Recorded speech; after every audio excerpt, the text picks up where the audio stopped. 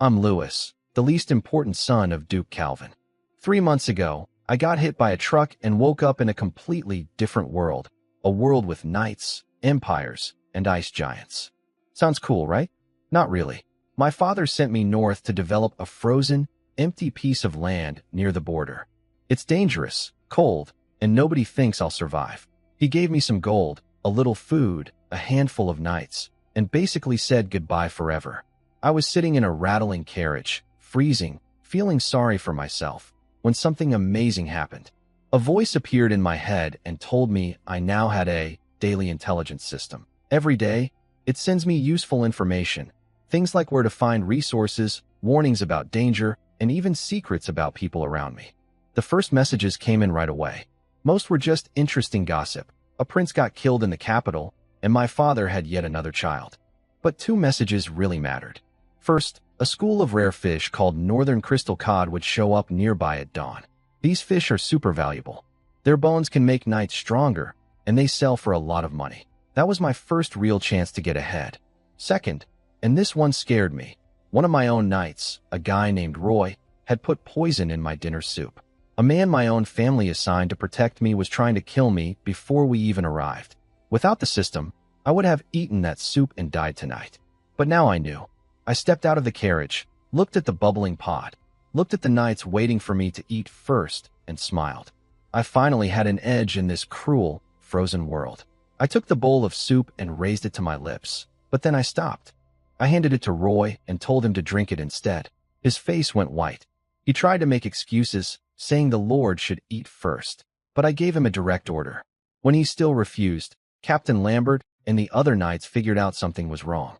They surrounded Roy and forced the bowl toward him. Roy panicked and tried to run, but they grabbed him and held him down. Now everyone knew the soup was poisoned. I asked him who sent him. He broke down and confessed. It was my older brother Benjamin. He wanted me dead, so I couldn't compete for the family title. Benjamin promised Roy a promotion and a ticket back south if he killed me. Roy begged for mercy, saying he was just following orders. But I couldn't let a traitor live. I gave Lambert the signal.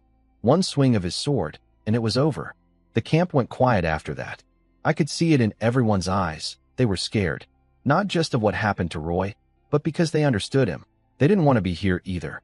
They were all sent north because their families didn't care about them, just like mine didn't care about me. So I gave them a choice. I told them anyone who wanted to leave could go right now. I'd even write a letter to protect them. But after tonight, desertion would mean death. Nobody moved. They knew going back wasn't safe either. Then I spoke from my heart.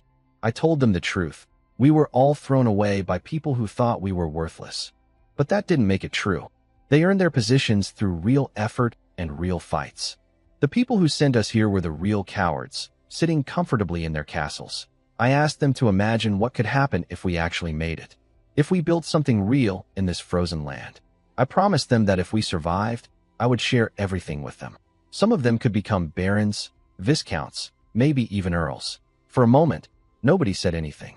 Then Lambert dropped to one knee, hit his chest with his fist, and swore to follow me. One by one, the rest did the same.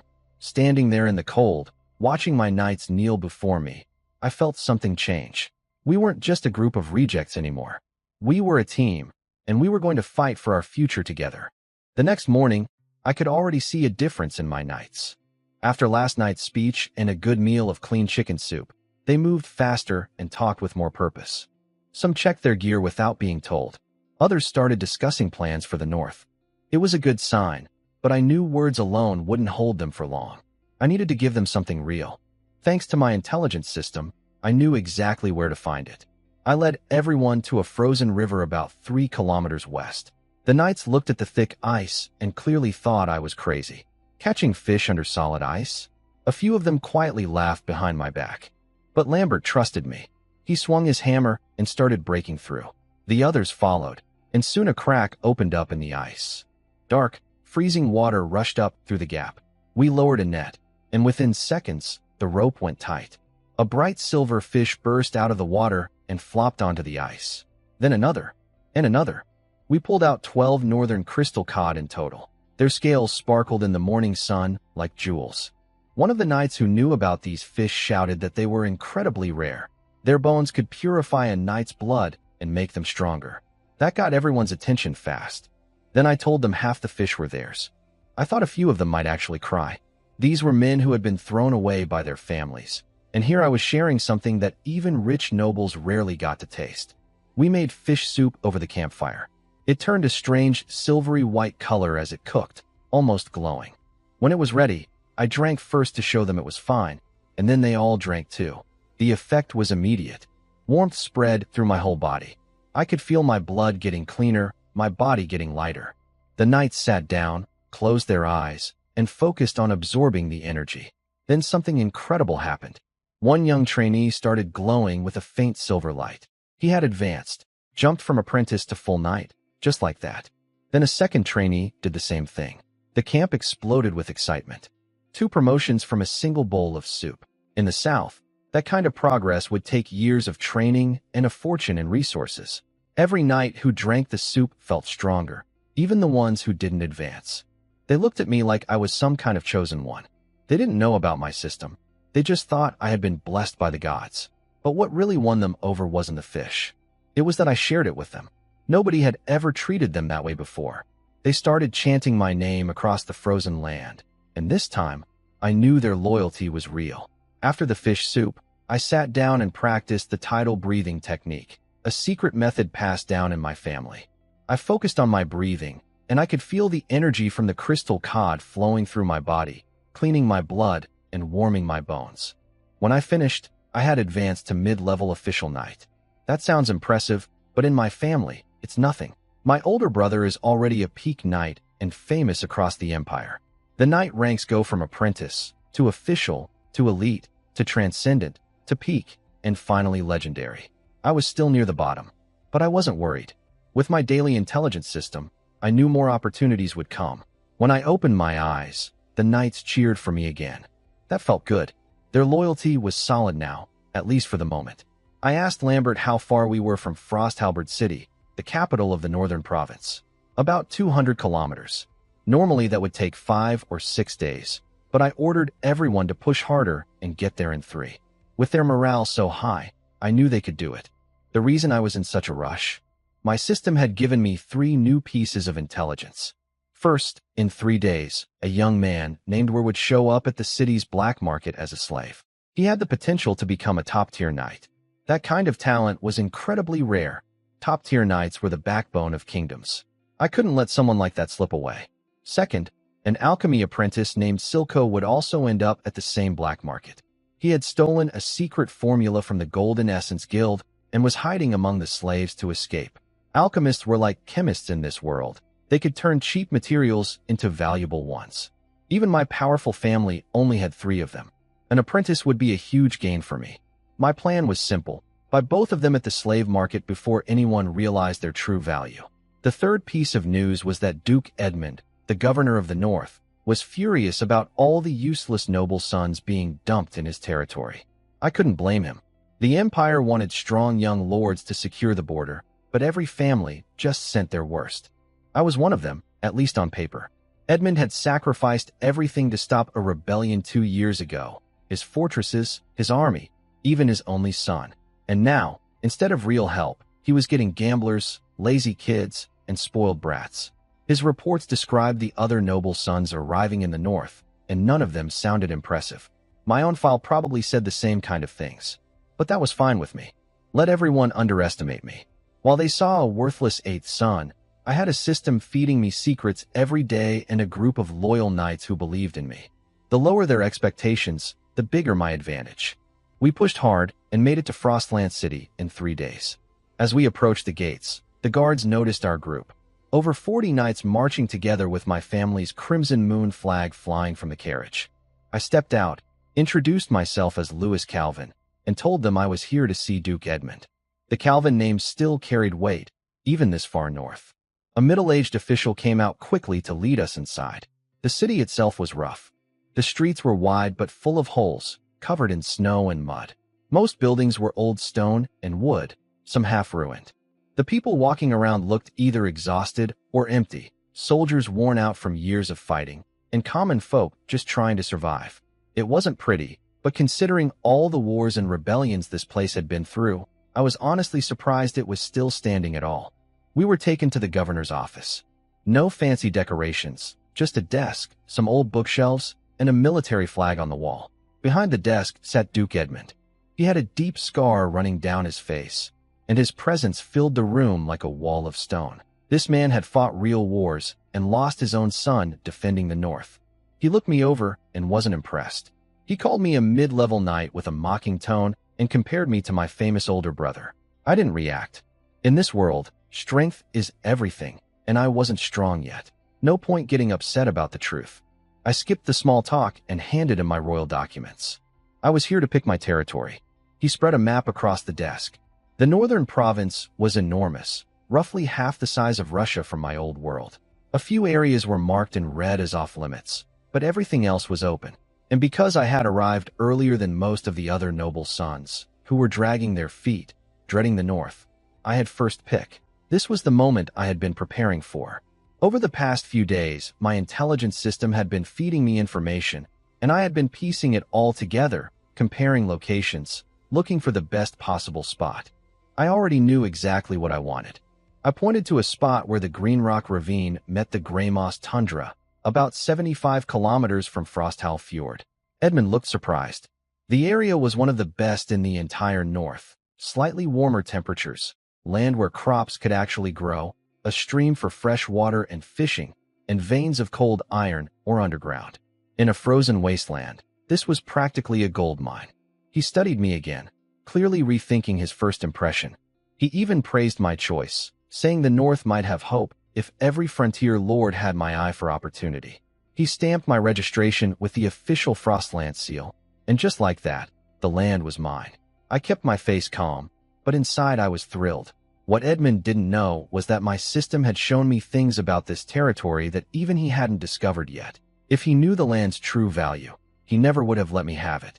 But he didn't know, and now it was mine. I claimed 300 square kilometers of northern land and named it Crimson Tide Territory, partly for my family's crimson crest, and partly to remember the world I came from. To Duke Edmund, my land was just a slightly better patch of frozen ground. But thanks to my intelligence system, I knew it was so much more than that. The rivers had fish migrations every spring and autumn, a reliable food source. The land had geothermal springs, which was almost unheard of in the frozen north. Those springs warmed the soil enough to grow tough crops, and even created natural hot springs. While everyone else would be freezing, I could be soaking in warm water. Not bad at all. But the real treasure was underground. There was regular cold iron ore for making weapons, and at the edge of my territory, a hidden vein of something called magic marrow ore. It was like sulfur from my old world, a key ingredient for making explosives. I wasn't strong enough to mine or protect it yet, but someday I'd use it to change everything. Imagine, explosives against knights. The thought gave me chills. Before leaving Edmund's office, I had one more move to make. I had my knights bring in 2 chests. I opened the first one, 3 live northern crystal cod, their silver scales glowing in the firelight. Edmund's eyes went wide. Even he, the governor of the entire north, could barely get his hands on these fish. And his daughter was apparently close to a breakthrough as an elite knight. These fish could push her over the edge. I told him the first 3 were a gift. Then I opened the second chest, 3 more crystal cod. These ones were for trade. Edmund laughed and called me sly. He asked what I wanted. I told him straight, people, soldiers, craftsmen, knights, I needed all of them. We haggled back and forth. He wouldn't give me veterans, but he offered 120 new recruits, 30 craftsmen, and after some pushing, 10 apprentice knights and 3 full knights. Their loyalty would stay with the North, but they'd follow my orders. I shook his hand. It was a great deal. Way better than I expected, honestly. Edmund was tough, but fair. As I was leaving, he reminded me to visit the slave market and buy some workers. He even sent an official with me to make sure the merchants wouldn't cheat me. I thanked him and headed out. The slave market was already part of my plan. 2 very important people were waiting there. Weir, the future top-tier knight, and Silco, the runaway alchemy apprentice. I had the land, the people, and the resources lined up. Now it was time to go collect my hidden treasures. I headed to the eastern market of Frosthowl City.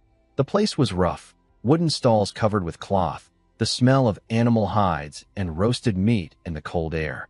It used to be a small trading spot, but after the Empire's expansion order, merchants had flooded in to make money off the new frontier lords. At the far end was the slave market.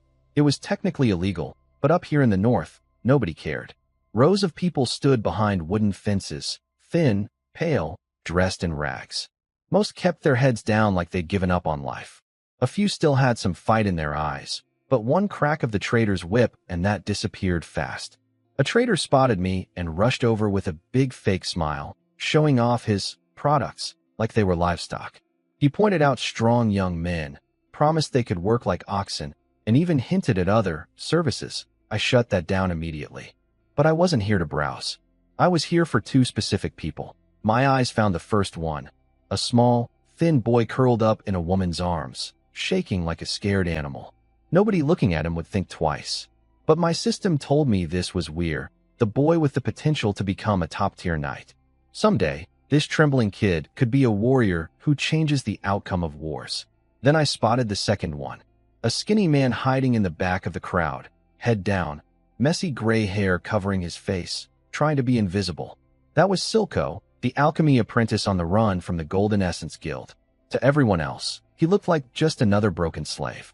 To me, he was a future alchemist. The prices were 8 silver coins per man, 4 for women and children. Because the governor's official was standing next to me, the trader didn't dare overcharge. I bought everyone from that trader, over 380 people. Then I visited a few more traders and picked up another 120. 500 slaves total, costing me 380 gold coins. That was nearly half of everything I had. After that, I stocked up on food, seeds, farming tools, and weapons. Everything cost double what it would in the south. By the time I finished, I had only 68 gold coins left. It hurt, but I needed all of it to build my territory. During my 2 days in the city, I also met some of the other noble sons sent north. They were exactly what I expected, useless. Some were drinking themselves stupid in taverns. Others sat around looking miserable, cursing the emperor and blaming their families. None of them had any real plan. I smiled, said very little, and moved on. They weren't my concern. On the morning we left, I sat on my horse at the city gates and looked out at the road ahead. Behind me stood nearly 1,000 people, my knights, soldiers, craftsmen, and slaves, all heading toward the southeastern border, toward Crimson Tide territory, my land. I gave the order, and we marched. We set up camp along the road and cooked wheat porridge for everyone. The slaves lined up with wooden bowls, looking grateful just to have a warm meal. Most of them had spent their lives fighting over scraps, so even basic porridge felt like a luxury to them. My cook George kept worrying we'd run out of food if I kept feeding everyone so generously. I told him to stop complaining and just cook. He didn't understand. I knew my territory had plenty of resources waiting. We'd be fine. Then my daily intelligence report came in. The first 2 messages weren't urgent. Some other frontier baron had frozen to death after drinking too much, and the governor's daughter had advanced to elite knight. Interesting, but not my problem. The third message, though, made me tense up. 70 hungry ice wolves were hiding in the canyon ahead, waiting to ambush us. They had smelled our food and were planning to attack. I wasn't afraid. My knights were strong enough. But if the wolves caught us off guard, we could lose people. So I called Lambert and sent scouting parties to check the canyon. They came back quickly with proof. Claw marks in the snow, the stink of wild animals, tracks everywhere. The wolves were starving and getting desperate. I decided to turn their trap into ours. I ordered my men to set up wooden spike traps throughout the canyon and hide soldiers along the edges with bows ready. It worked perfectly. The wolves crept toward us through the snow, nearly invisible with their gray-blue fur. But the moment the lead wolves hit our trap line, massive wooden spikes shot up from the ground and killed them instantly. The rest of the pack panicked. My archers let loose a storm of arrows, dropping wolf after wolf. Then Lambert led the knights in a charge. It was incredible to watch. Knights leaping through the air, their weapons glowing with red battle energy, cutting through wolves like they were nothing. The whole fight was over fast. 70 wolves, all dead, and my side barely had a scratch. The only tough moment was the Wolf King, a huge beast that stood its ground when all the others ran. It lunged at Lambert with everything it had, but Lambert dodged, powered up his sword, and finished it with one strike. We collected the spoils, 70 thick pelts, sharp fangs, and a huge pile of wolf meat. I told everyone to skin the wolves and share the meat as an extra meal. The soldiers cheered. In this freezing wasteland, hot meat was a real treat. I could see something change in the newer soldiers' eyes after that. It wasn't just obedience anymore, it was real respect. I'd warned them about the danger before it came, set a smart trap, won a clean victory, and then shared the rewards. That's how you earn loyalty, not just with words, but with results. After days of traveling, we finally arrived at Crimson Tide territory. My first look at the place wasn't exactly inspiring. It was flat, empty, and dead, barely a blade of grass anywhere. One of the southern knights muttered about how poor it looked. I didn't argue. On the surface, he was right. But I knew better. My intelligence system had already told me what was hiding beneath this barren land. I got to work immediately. I ordered the men to set up tents, find water by the river, start cutting wood for future buildings, and clear a training ground for the soldiers. The sounds of chopping and shouting broke the silence, and for the first time, this dead land felt alive. Over the next few days, I explored every part of my territory on foot. At the southern edge, I found steam rising from the ground where the snow had melted. I crouched down and felt warmth coming from the earth, geothermal vents, exactly where the system said they'd be. In a place where everything was frozen, underground heat was priceless. It could warm homes and help crops grow. Even better, I found natural hot springs nearby. I decided right then to build my manor next to them. While other frontier lords freeze in their tents, I'll be soaking in warm water. Not bad for an exiled lord. Next, I checked the river. The ice was starting to crack, and there were already a few birds catching small fish. It wasn't much yet, but my system told me this river would be full of fish once spring hit, a steady food supply for everyone. Then my scouts came back with even more good news. They found cold iron ore in the northwestern mountains, and deeper inside, a mineral that glowed dark red, magic essence ore. Lambert nearly lost his mind when he heard that. Magic essence ore was worth a fortune. I stayed calm since I already knew about it, but I also knew we weren't ready to mine it yet. That treasure would have to wait. The hardest part of my tour was visiting the native settlement. It was awful. Muddy, rotten-smelling ground. Crooked shacks that looked ready to collapse. The people living there were mostly old folks, women, and children in torn clothes that couldn't keep out the cold. The previous overseer had run away and left them to die. A few skinny children hid behind a doorway, watching me with scared eyes. I took some dry food from my pocket and held it out. They just stared at first, too afraid to take it. When they finally grabbed it, they ate so fast it was like they thought the food would disappear. One small boy didn't eat his. He tucked it inside his worn coat. When I asked why, he said in a tiny, shaking voice that he wanted to save it for his mother. That hit me hard. Back in the South, nobles fed their dogs better meat than what this child had ever tasted. It wasn't right. I stood up and called out to all the natives. Anyone willing to work could come to my camp. I promised food and shelter. They looked at me with empty, doubtful eyes. They'd been let down too many times to trust anyone easily. But after seeing the children eat, they slowly nodded and agreed to come. They figured things couldn't get any worse, and I was going to make sure they got better. I stood on a small hill and looked out at the land below, the spot I had chosen for our first settlement.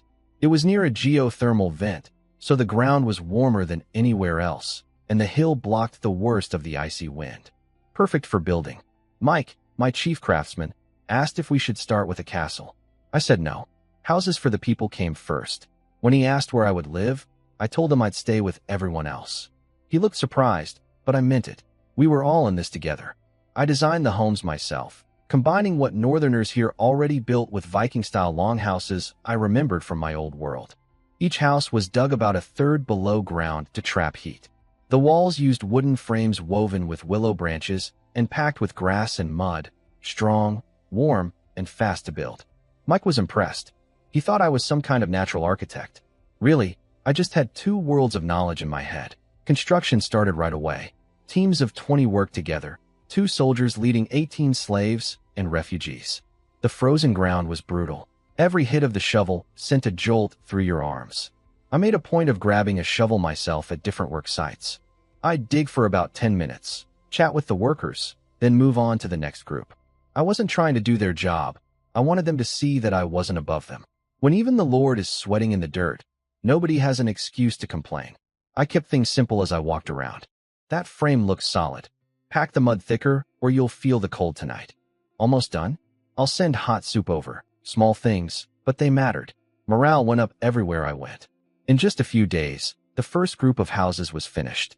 They looked like small hills poking out of the snow, roofs covered in thick grass and mud, blending right into the landscape. Simple on the outside, but warm and dry inside. For the frozen north, these were some of the best homes anyone could ask for. With the settlement taking shape, I decided it was time for something bigger, a celebration. I needed to win people's hearts, not just feed their stomachs.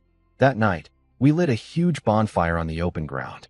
Nearly 1,000 people gathered around it. Former slaves, northern natives, wanderers we'd picked up along the way, soldiers, and knights. Different backgrounds, but all of them now belonged to Crimson Tide territory. I stood on a large stone in front of the fire and spoke to them. I told them this celebration was to honor our first homes, that this land was now theirs, and they were its true masters. Nobody cheered. They just stared at me, confused. The word, masters, didn't mean anything to people who had only ever been told to work and obey. Some of them probably thought the celebration was actually some kind of punishment ceremony. That's how broken their trust was. I expected that reaction. Words alone wouldn't change anything. So I moved to the next part, rewards. I had Silco, my new steward. Yes, the alchemy apprentice I bought at the slave market, read out a list of names. These were the hardest workers and most loyal people from the past few days. But when their names were called, they didn't step forward proudly. They flinched. They trembled. Some tried to kneel and beg for mercy. In their experience, being singled out by a lord meant punishment or death. They had no idea what was actually coming. The slaves whose names were called stepped forward, shaking with fear. They had no idea what was coming. I kept it simple. I told them they had worked hard to help build our territory, and now they would get what they deserved. Then I took their slave contracts from Silco and threw them into the bonfire. From today, you are no longer slaves. You are free people. For a second, nobody breathed. Then the place erupted. People screamed, cried, and fell to the ground. One man with a weathered face dropped to his knees and slammed his forehead against the frozen earth so hard it bled. He called me a savior. A young woman covered her face and sobbed. An old man raised his trembling hands like he was praying. Freedom. For people who had been treated as property their entire lives, that single word meant everything. The slaves who hadn't been called watched with wide eyes, full of regret that they hadn't worked harder. So I gave them something even bigger, a promise. I announced that every month, more than 10 slaves who contributed to the territory would earn their freedom. Work hard, and anyone could become free. Anyone could even own their own land someday. That broke them completely. One by one, they dropped to their knees, shouting, "Great Master," over and over until it became a thundering chorus that echoed across the night sky. These were people who had been numb and broken for years, and now they were alive again, all because someone gave them hope. Even my knights looked stunned. A few of the younger ones seemed confused by how much power a simple promise could have. Standing up on that stone, I felt the weight of it. In my heart, I knew slavery was wrong and needed to end. But I couldn't free everyone at once. That would cause chaos. A reward system made more sense. Free people gradually, keep everyone motivated, and let the territory grow at the same time. The truth was, free citizens and slaves in my territory wouldn't live that differently. Everyone's harvest went into a shared pool that I managed. But having 2 levels gave people something to strive for. Then I turned to my soldiers and knights. I opened several wooden chests filled with thick leather armor and warm boots. In the north, where everyone was cold and poor, good gear was worth more than gold. Soldiers rushed forward, grabbing their new equipment with huge grins. Real leather armor, these boots, the best in the north. They couldn't believe it. Many of them had been patrolling in worn-out boots with frozen feet. Now they had proper gear. I had bought it all in Frostland City ahead of time, knowing from my system exactly what they needed most. After the gifts came the feast. Roasted game animals, golden and dripping with juices, were brought out. Everyone got a piece, even the lowest slaves. Some people cried just from tasting real meat for the first time in years. Music started. A nomad played a bone flute. Women danced around the bonfire. Soldiers laughed and competed to see who could dance the worst. Children ran around in groups, just being kids for once. I watched it all from the highest rock. The dancing, the laughter, the crying. These people had put their hope in me. Every single one of them was counting on me to keep them alive and build something worth living for on this frozen land. I wasn't going to let them down. I put Silco, or Hilco, as he called himself, to work right away. I told him to survey every single person in the territory and find out what they were good at. He wasn't happy about it. He grumbled and complained, but he did the job. What Silco didn't know was that I already knew everything about him. My intelligence system had told me his real story the day I bought him. He was an alchemy apprentice from the Golden Core Guild in the Jade Federation. He'd been hired by some shady figure to steal a secret formula from his mentor. The job went wrong. He had to take the whole document because it was too complicated to memorize. His mentor noticed it was missing, and a bounty went out for his head. Silco panicked, disguised himself as a slave, and tried to escape north with a group of slave traders. But the traders were rough. Every time he caused trouble, they whipped him until he gave up and just acted like a regular slave. Eventually, he ended up at the black market in Frostland City, where I bought him. He thought he'd been sold into another nightmare. But when I found out he could read and do math, I freed him and made him my steward. I could tell he was confused by me, a nobleman who shared food with slaves and burned their contracts. He once muttered that I seemed more like a priest than a lord. I knew he was secretly planning to run away. In his mind, he was a future master alchemist, not some bookkeeper for a border lord in the middle of nowhere. But I wasn't worried. There was nowhere to go out here, and he was too useful to lose. When he finally dropped the finished survey on my desk, he looked half dead from exhaustion. But the work was excellent. The handwriting wasn't perfect, but everything was organized clearly. Names, skills, ages, even notes about who could barely hold a hoe and which children were good at hunting. He had real talent for this kind of work. I decided to keep pretending I didn't know his secret. If I confronted him, he might shut down or try harder to escape. Right now, I needed a capable assistant more than I needed an alchemy apprentice. The territory didn't even have proper buildings yet. What would I do with alchemy? And honestly, if I lost Silco, I'd be buried under that mountain of paperwork myself. No thanks.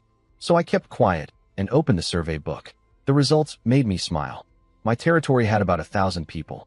Most were farmers and herders, but there were over 100 experienced fishermen, plus dozens of hunters, blacksmiths, carpenters, and tanners. That was more than enough to build a basic self-sufficient community. A territory is like a machine. Every person is a gear, and they need to be in the right place. Put a farmer at a forge and a fisherman in a ditch, and everything slows down. But match people to what they're actually good at, and the whole thing runs smoothly.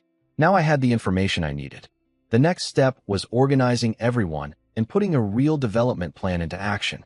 I sat down and planned out the future of Crimson Tide territory. Having a system that fed me information was great, but I couldn't rely on it alone to feed 1,000 people. I needed real industries. I called Silco over and started giving orders. First, fishing. I sent 100 fishermen to the river to build a temporary dock and prepare boats. There weren't many fish yet, but once the water warmed up, huge schools would swim upstream to spawn. That catch would become one of our biggest food sources. Down the road, I wanted to set up fish farms too, breed cold water fish instead of depending only on wild ones. Second, farming. I had over 400 farmers start clearing land. I showed Silco on the map where the geothermal spots were. We could use hot spring water to thaw frozen soil and set up irrigation. The ground wasn't the most fertile, but it was workable. I chose rye and potatoes as our first crops since they could handle the cold. For livestock, we barely had anything. A few cattle, sheep, and reindeer. I planned to send people to Frostland City to buy more animals and build a proper livestock area. Third, hunting and security. I had 50+ hunters patrol the forest edges while they hunted. They'd keep watch for monsters and any suspicious outsiders. Fourth, craftsmanship. Leatherworkers would make winter clothes. Blacksmiths would forge farming tools. Carpenters would keep building houses. I wanted them all in one workshop, training apprentices and working together as a real production chain. Silco scribbled everything down, barely keeping up. I could tell his opinion of me was changing.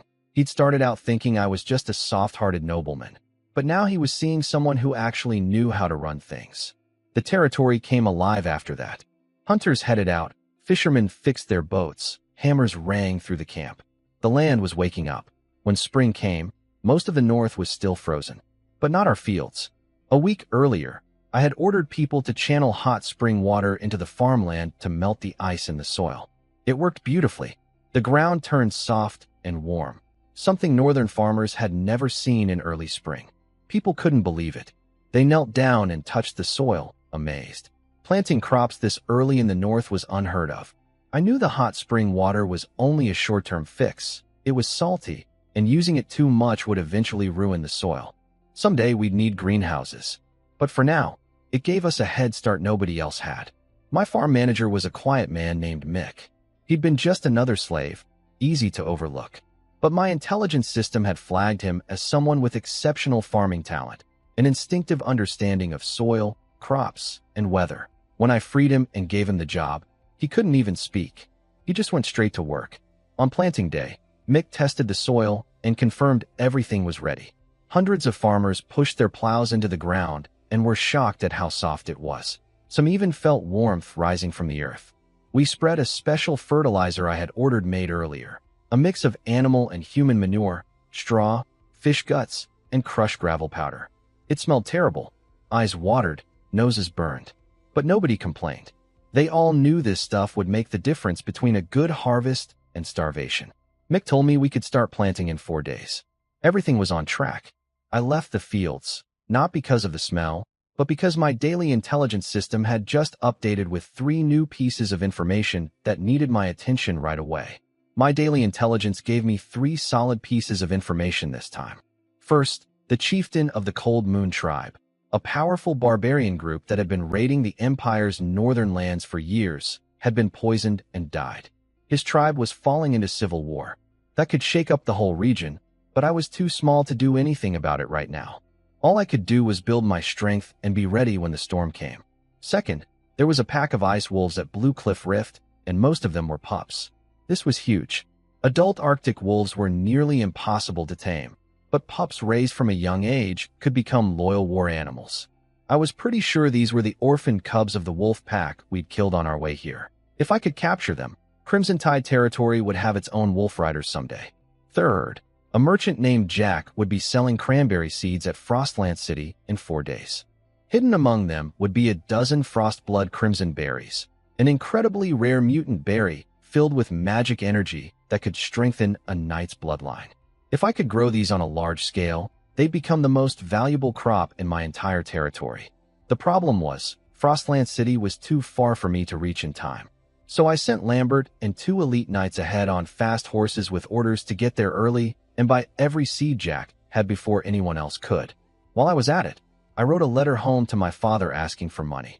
I doubted the cold old Duke would care, but it was worth trying. Even a little gold could speed up our development. I sealed it and gave it to Lambert to deliver through our family's trade network. The next morning, I led a group of hunters and knights to Blue Cliff Rift to get those wolf pups. My lead hunter, AG, had sent scouts the night before. They confirmed the adult wolves had lost their leader and the pack was fighting among itself. Only a few old females and about 20 pups remained, hiding in rocky caves. Perfect timing. We split into 2 teams. The first team, knights on horseback, dragged fresh deer meat and blood near the cave entrance to lure the adult wolves out. It worked. 5 big wolves came charging after the bait. The knights led them far from the den, then turned and cut them down in minutes. These were trained fighters with battle energy. The wolves didn't stand a chance. While that was happening, I led the second team into the cave. We lit torches and crept inside. The smell was strong, pure wild animal. Deep in the back, we found them. About 20 wolf pups huddled together, white as snow, shaking with fear. Some of the braver ones tried to growl at us, but they were so small it was more cute than scary. We placed meat coated with calming herbs in front of them. A few hungry pups gave in first, then the rest followed, pushing each other to get their share. Within 2 minutes, the herbs kicked in. The pups got drowsy and wobbly. I told my hunters to be gentle. These weren't just animals. They were the future war wolves of Crimson Tide territory. We needed them healthy and trusting. This was a long game. Tame them right, and someday they'd be one of our greatest weapons. We brought the wolf pups back to camp and placed them in a wooden enclosure I'd had prepared, spacious, with dry grass on the floor and soft nests made of animal hide to make them feel safe. Even so, the pups were scared. They curled up, bared their tiny teeth, and watched us with wide, suspicious eyes. One pup stood out immediately. He was bigger than the rest, with long limbs and a proud look that never wavered. While the others whimpered and hid, this one stood tall and stared right at us without flinching. AEG confirmed what I was already thinking. This was the Wolf King's pup. I named him Lungfeng. I asked AG how we should tame them, partly because I wanted his opinion, partly because I was testing him. My system had already told me he was a natural beast tamer, and I wanted to see it for myself. He didn't disappoint. He laid out a clear plan. Build trust through feeding, establish dominance when they guard food or resist, and most importantly, tame Lungfeng first. In a wolf pack, hierarchy is everything. If the strongest pup accepts me as master, the rest will follow. Then he said something bold. He told me I should tame Lungfeng personally. The other hunters looked shocked, but I liked his honesty. I promoted him on the spot to head of all beast taming in the territory. The old man dropped to one knee, barely able to contain his excitement. Just months ago, he'd been a homeless wanderer nearly freezing to death. Now he had a real purpose. While AEG started working with the pups, I had other things moving too. Lambert and his 2 knights made it to Frostland City ahead of schedule and found the seed merchant Jack, a small-time southern trader who had come north hoping to get rich. Before Jack could even set up his stall properly, Lambert rode up and bought his entire stock for 5 gold coins. Jack was thrilled. He had no idea he'd just sold a dozen Frostblood Crimsonberry seeds mixed in with ordinary cranberries. Those berries alone could be worth thousands of gold coins. If he ever found out, he'd probably cry. But that was his problem, not mine. Lambert also delivered my letter home to my family's trade office in the city, asking my father for money. I still wasn't sure the old Duke would send anything, but it was worth the attempt. Back at the territory, spring planting was in full swing. I rode through the fields watching hundreds of farmers work the warm, fertilized soil. Everywhere I went, they paused and bowed, not out of fear like in most noble territories, but out of genuine respect. The former slaves looked at me with something extra in their eyes. Hope. They wanted to be noticed. They wanted their chance at freedom. I noticed it all, but kept my feelings to myself. To be honest, I saw everyone in my territory as part of one system. Slaves, free people, they all had a role to play. The reward structure kept them motivated, and I wasn't going to change it until the time was right. Mick, my farm manager, came over with a big smile on his dirt-covered face. He told me the fertilizer was working perfectly and predicted a great harvest. Looking at the dark, rich soil in the plowed fields, I believed him. Things were coming together. Wolf pups being tamed, rare seeds secured, crops going in the ground, and people working harder than ever. Crimson Tide territory was starting to become something real. Mick confirmed our first crops: rye, turnips, and potatoes. All cold-resistant, all fast-growing. If things went well, we'd have our first harvest in 3 months. Rye for flour, turnips for food and animal feed, potatoes for storage and emergencies. It wasn't exciting, but it was smart. Once I figured out greenhouse farming, I'd expand into more crops. For now, survival came first. Standing on the ridge, watching farmers work the dark soil in the sunlight, I felt something I hadn't felt since arriving in this world: real pride. This frozen wasteland was coming alive because of what we built. But while my territory was growing, trouble was brewing nearby. My intelligence system had already told me about the Cold Moon Tribe's chieftain being poisoned. What I didn't know yet was how bad things had gotten. The chieftain's entire family was being slaughtered, his wife, his sons, all killed one by one. Their heads were hung on stone pillars as a warning. Only one person escaped, a girl named Sif, the chieftain's daughter. Her brother Sigurd sacrificed himself, activated his blood fury berserker power, which burned through his own life force, just to buy her time to run south. She was out there somewhere, riding hard through the snow, alone and hunted. I didn't know yet that her path would cross mine, but the system had a way of connecting things. Meanwhile, I had my own business to handle. The river on the west side of my territory was about to come alive.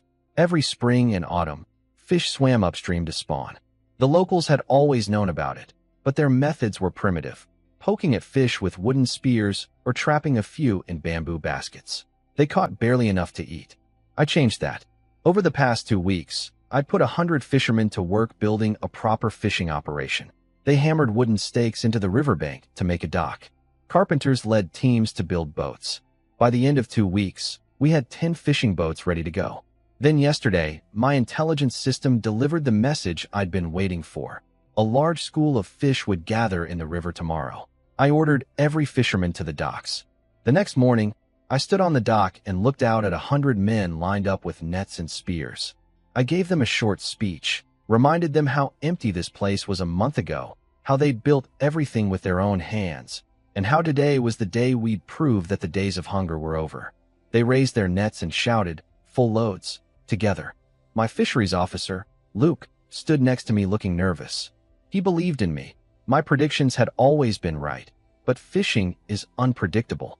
He was afraid that if we came back empty-handed, the men would lose morale, and I might take out my anger on someone. Maybe him.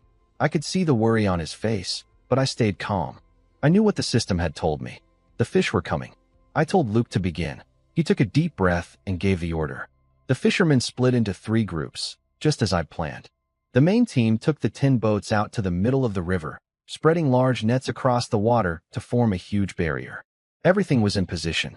Now we just had to wait for the river to deliver. The fishing operation went exactly as planned. My 3 teams worked the river perfectly. The main group took 10 boats out and spread large nets across the water, forming a tight circle that trapped the fish inside. The second group cast smaller nets along the shore to catch fish near land. The third group, locals with spears and traps, handled everything else, stabbing fish in the shallows and setting cages on the sandbars. When the nets started filling, the river practically exploded. Huge, fat fish slammed against the nets, jumping out of the water, their scales flashing in the sunlight. The fishermen pulled with everything they had, the boats tilting under the weight. By the time the last net came in, every boat was packed with flopping, splashing fish. The final count came in at over 3,000 fish. The dock erupted. Men were cheering, clapping each other on the back, laughing like they couldn't believe what just happened. Luke, my fisheries officer, looked at me like I was some kind of prophet. He'd been terrified all morning that we'd come back empty-handed and that my speech would look foolish. Now he was staring in amazement.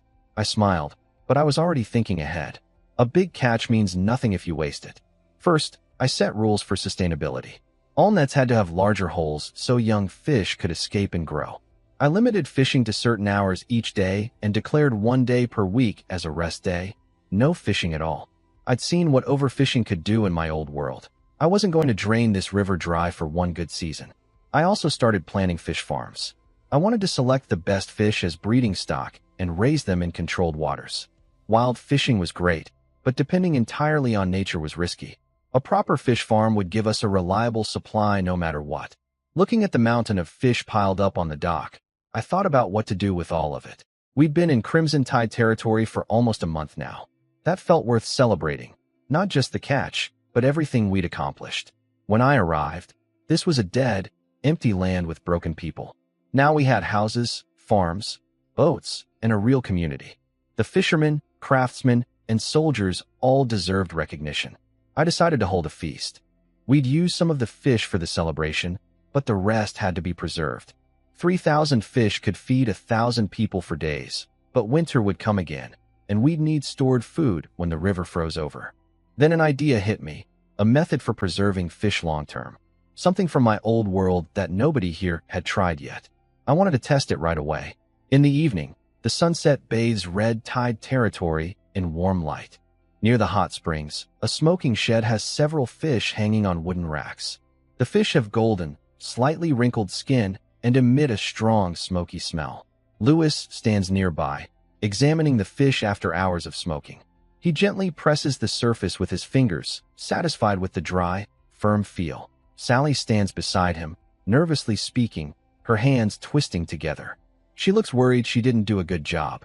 Lewis looks up and praises, "The smoking is good. The texture and color of the fish are very nice."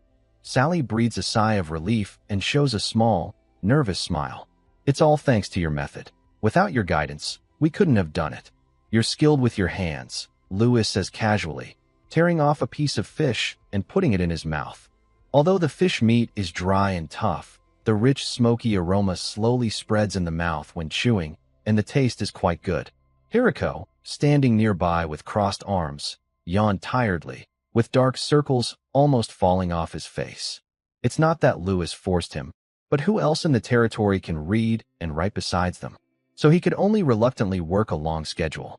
Today, to comfort him, Lewis brought him here to eat fish. Hey, try this. Lewis casually handed over a smoked fish. Hiriko's tired eyes showed a hint of interest, and he took a bite. It tastes better than I expected. This is Sally's hard work, Lewis praised. Hearing her name, Sally suddenly became a bit nervous and quickly waved her hands. No, I just followed your instructions to smoke the fish. I don't really know how to do this. Lewis listened quietly to Sally, but his gaze stayed on the smoked fish. The Red Tide territory is located in the cold northern region, where food resources are limited. Fishing is an important supply source, but every winter and early spring, the rivers are almost frozen and there is little catch. To avoid famine, he needed to find an effective way to preserve food through the long cold winter. So Lewis thought of an innovative method, using geothermal heat to smoke the fish. Hot spring smoked fish? Can that really work? When Hiriko first heard about this plan, his eyes were full of disbelief.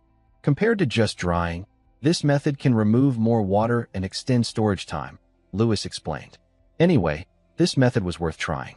He chose Sally, who was careful and skillful, to lead the women in an initial attempt. The first step was to prepare the fish.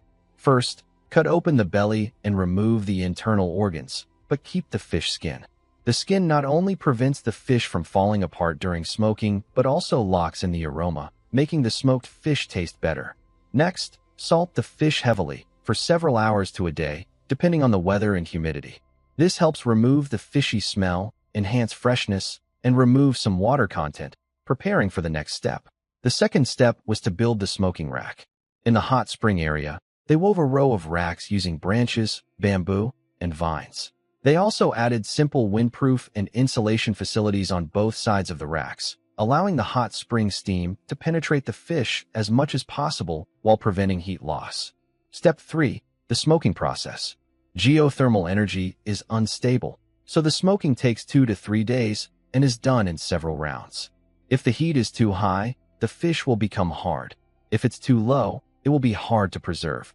Therefore, each batch of smoked fish must have its time and temperature carefully adjusted. Although this process seems complicated, Sally has been trying repeatedly and has achieved small success. The fish hanging on the smoking rack is now one of the hopes for winter in the Red Tide territory. Lewis nods slightly. We can now increase the scale. A hint of surprise flashes in Sally's eyes. She and the women under her have worked hard for several days for this. In this world where strength is valued most, women usually have a low status. If they can take on the task of smoking fish, their status in the Red Tide territory will improve a lot. She bites her lip and asks carefully, "My lord, are you saying we will be responsible for smoking the fish? You've already done very well, haven't you?" Lewis looks at her calmly, glancing over the smoking racks. If we expand the scale, experienced people will naturally be in charge. Sally's heart beats faster. She clutches her apron tightly, feeling a sense of security she has never felt before. "Thank you, my lord." She almost instinctively bows, her voice trembling slightly. Lewis smiles. "It's me who should thank you." At this moment, a knight approaches and whispers to Lewis, "Lord Lambert has returned." Lewis's eyes brighten. This is truly good news. He quickly walks toward the residence area to meet the three who have just entered.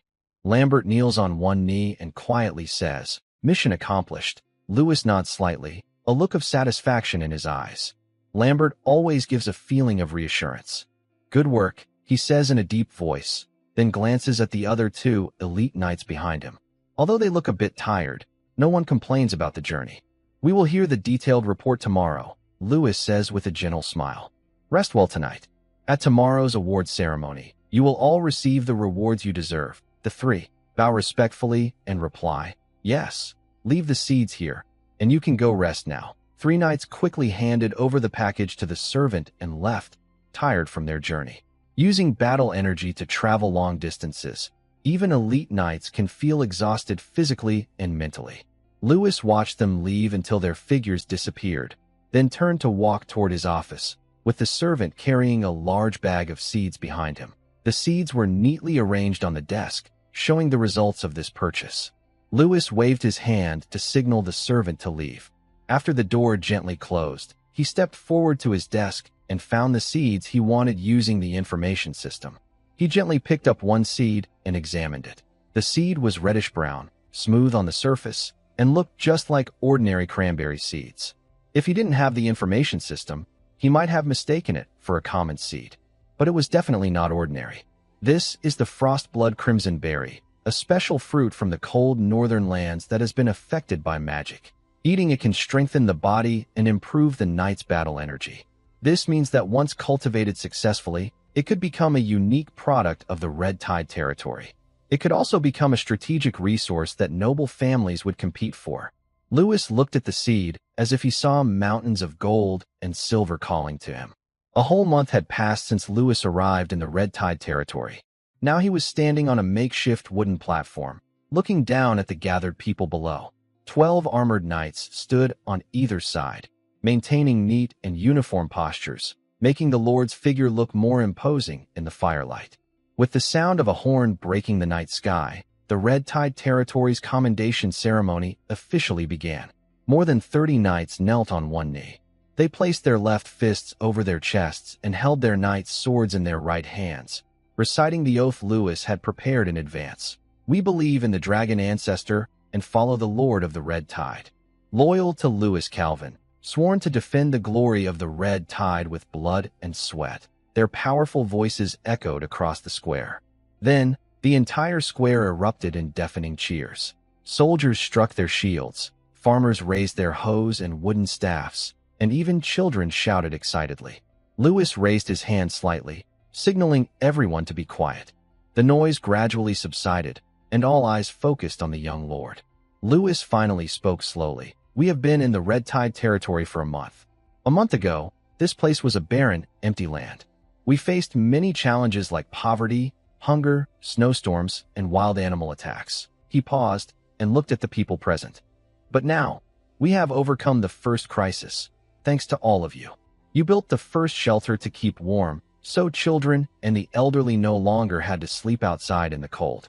You caught the first fish from the river, filling the stomachs of your brothers and sisters. You cleared the first farmland, planted the first seeds, giving hope to this poor land. All of this is because of you," Lewis said passionately. "Your hard work has made this frozen land come alive." Most people in the crowd clenched their fists and their eyes filled with tears from excitement. They had never heard a lord give credit to common people before. It was lucky enough not to be whipped in the past. Lewis looked over the crowd and said, "Of course, there will be rewards for your efforts. In the Red Tide territory, no matter who you are, if you work hard and stay loyal, you will get what you deserve. Next, I want to honor the heroes who made great contributions to the territory." As he finished speaking, the square suddenly became quiet. Everyone held their breath and looked intently at the figure on the high platform. Farmer Mick, the middle-aged man, hunched and stumbling forward, slipped on the wooden steps with his muddy old boots. But when he looked up at the Lord, his previously hunched back straightened. "Mick, you improved farming methods, making this barren land come alive." Lewis pointed to the distant farmland that was beginning to take shape. "Therefore, I officially promote you to agricultural director, giving you greater authority over the farmland, and granting you an extra piece of land for testing new crops." Tears rolled down Mick's face. "Thank you, your lordship." The crowd erupted in applause, and many farmers cheered excitedly. Craftsman Representative Mike, an old man with skin tanned by the sun, strode onto the stage, his face full of pride.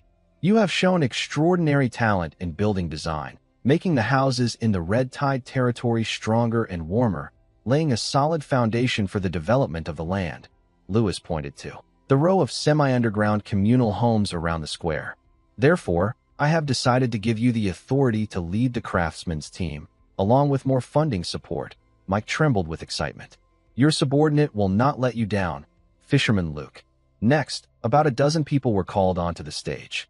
They had various backgrounds: knights, craftsmen, hunters, farmers. Most of these people came from humble origins, some were even slaves. Lewis stepped forward and personally pinned special labor medals on each awardee. Due to limited resources, it was just a wooden medal carefully carved by a carpenter. However, the recipients held the medals carefully, afraid they might drop them. After the awards, Lewis shouted to the crowd, These people have contributed their sweat and blood to the prosperity of the Red Tide territory. Let's give them a round of applause. Clap, clap, clap. Thunderous applause suddenly erupted, echoing throughout the square. The awardees straightened their backs, tears of excitement in their eyes. The medals on their chests reflected bright light under the bonfire. They were just ordinary fishermen, hunters, craftsmen, or even lowly slaves. But at this moment, they stood in the spotlight, receiving the highest honor from the Red Tide territory.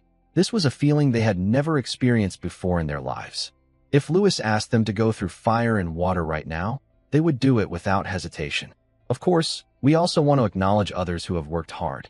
Let's give them a round of applause too. As soon as he finished speaking, applause erupted again. This time, it was not just for those on the stage, but for everyone present. Because everyone was contributing in their own way to make the Red Tide territory stronger. Then Lewis's gaze slowly swept over the crowd, those wearing tattered clothes, still bearing slave marks. They looked down, their eyes shining with a faint light, filled with unease and hope. Today, I will also fulfill another promise. The slaves' hearts beat faster, and the air seemed to freeze for a moment. Next, these people. Lewis began reading a list of names, all of whom had shown outstanding performance in work, construction, and development over the past month. Those whose names were called looked surprised and unable to believe it. It wasn't until someone pushed them gently that they reacted and nervously walked onto the stage. You are now officially free. Lewis waved his hand, and the knights stepped forward to burn their slave certificates. They immediately burst into tears, knelt down, and bowed their heads to thank Lewis for his kindness. At the same time, the remaining slaves looked on with mixed feelings, some envy, some regret, but mostly hope. They believed that if they behaved better, they might be next time. Loyalty and talent are more important than bloodline. Lewis's voice echoed across the square. From today, the Red Tide territory will establish a regular reward system. Anyone who contributes to the land will receive appropriate rewards. This news made the square lively, and everyone's face shone with hope. Changing social classes was no longer an impossible dream, but a real goal that could be achieved through effort. Cheers to the prosperity of the Red Tide territory. Lewis raised his glass. The strong drink reflected the campfire, casting a fiery glow. Everyone raised their cups and cheered loudly. The smell of grilled fish filled the air. Women carried plates of freshly cooked fish. The villagers sat together, holding their hot fish, eating and chatting, occasionally laughing. To our great lord, someone shouted loudly. Everyone raised their glasses excitedly and responded, to our great lord. Clinking glasses and laughter filled the air. Lewis, sitting at the main seat, watched all this with a smile on his face. Compared to the secret fights at noble banquets in the south, he preferred gathering here with ordinary villagers around the campfire, laughing, singing, and dancing. Perhaps feeling a bit tipsy, Lewis casually took a wooden lute handed to him by a knight. His slender fingers plucked the strings, producing a series of clear notes, and he began singing a folk tune from his homeland. Earth, snowdrop, snowdrop, opening in the morning breeze. Bless my hometown forever. The square suddenly fell silent, everyone listening intently, as if transported to that distant place. When the last note fell, the cheers erupted like a tidal wave. One more song, someone shouted enthusiastically. Lord, you sang so well. One more song. Cheers to the Lord. Everyone in the square joined in the cheer. Even the most reserved knights couldn't help but smile. Lewis shook his head and chuckled, casually grabbing a piece of roasted fish and taking a bite, letting the joyful sounds drift into the night. The next morning, Lewis woke up to sunlight shining through the curtains, and the air still carried the smell of last night's campfire smoke. Maybe I drank too much, he muttered, rubbing his temples with a tired sigh. Usually, he wakes before dawn to practice breathing techniques and cultivate his fighting spirit. But last night was so fun that he slept in this morning, which was rare for him. He instinctively reached out to check his side of the bed, relieved to find it empty on the other side. Good, he hadn't made a mistake. After washing up, Lewis sat cross-legged on the bed, took a deep breath, and slowly started practicing the tide breathing technique. The fighting spirit flowed along his blood vessels, but he could clearly feel it was stuck. He was still at the bottleneck, an intermediate knight, unable to advance. Damn it, when will I break through? He had been training very strictly, but his talent was too average. Relying solely on training to improve was much harder for him than for others. If only he could find something like the North Crystal Cod again. Useless system, give me some strength. He thought helplessly, then casually opened the information system to see what news was worth noting today. 1. After the banquet, the farm officer Mick proposed to Tanya and succeeded. 2. The young wolf Cold Wind from the ice plain defeated all the pups raised by the Red Tide leader and became their wolf king. 3. Princess Shifu of the Cold Moon tribe fled to the Red Tide territory, exhausted and starving, and fainted in the wilderness. She will be eaten by passing frost bears at 5 p.m. today. The first piece of news made him raise an eyebrow. Mick, that old guy, actually got a marriage proposal? This farm officer spends all his time with soil, thinking about how to improve land and increase harvests. I didn't expect him to quietly handle such a big matter. Tanya, he remembers her, an indigenous widow in her early 30s with 3 children. She is strong-willed and capable. It's quite surprising that Mick managed to win her over. Well, congratulations. It seems the population of the Red Tide territory will grow again, he said with a light smile, feeling happy for his old friend. The second piece of news was exactly what he expected. Cold Wind truly did not disappoint. Among the young wolves, he stood out and became the Wolf King. Lewis had believed in him from the start. This young wolf naturally has a proud, kingly aura. In terms of size, expression, and eyes, he is different from other Arctic wolf pups his age. Becoming the leader of the pack was no surprise. Good, Lewis nodded with satisfaction. This is the fighting wolf I chose. But when his eyes fell on the third piece of news, his smile suddenly disappeared. The little princess of the Cold Moon tribe, Sif? She ran away to the Red Tide territory? This news made Lewis feel uneasy. He had been receiving daily updates about the Cold Moon tribe. Since the old chief died, the tribe has fallen into chaos. The old chief's family was eliminated, the elders lost authority, and the leaders each pulled in their own supporters, leading to fierce faction fights. If I had to describe it in one sentence, it would be, the Cold Moon tribe is a complete mess. But even so, Lewis didn't expect that the tribe's little princess would run away to the Red Tide territory and faint there. What's worse, at 5 p.m., she would be eaten by the frost-white bear. What's going on? Lewis rubbed his forehead and sighed. He only had 2 choices, save her or not. He hesitated for a long time, tapping lightly on the table with his fingers.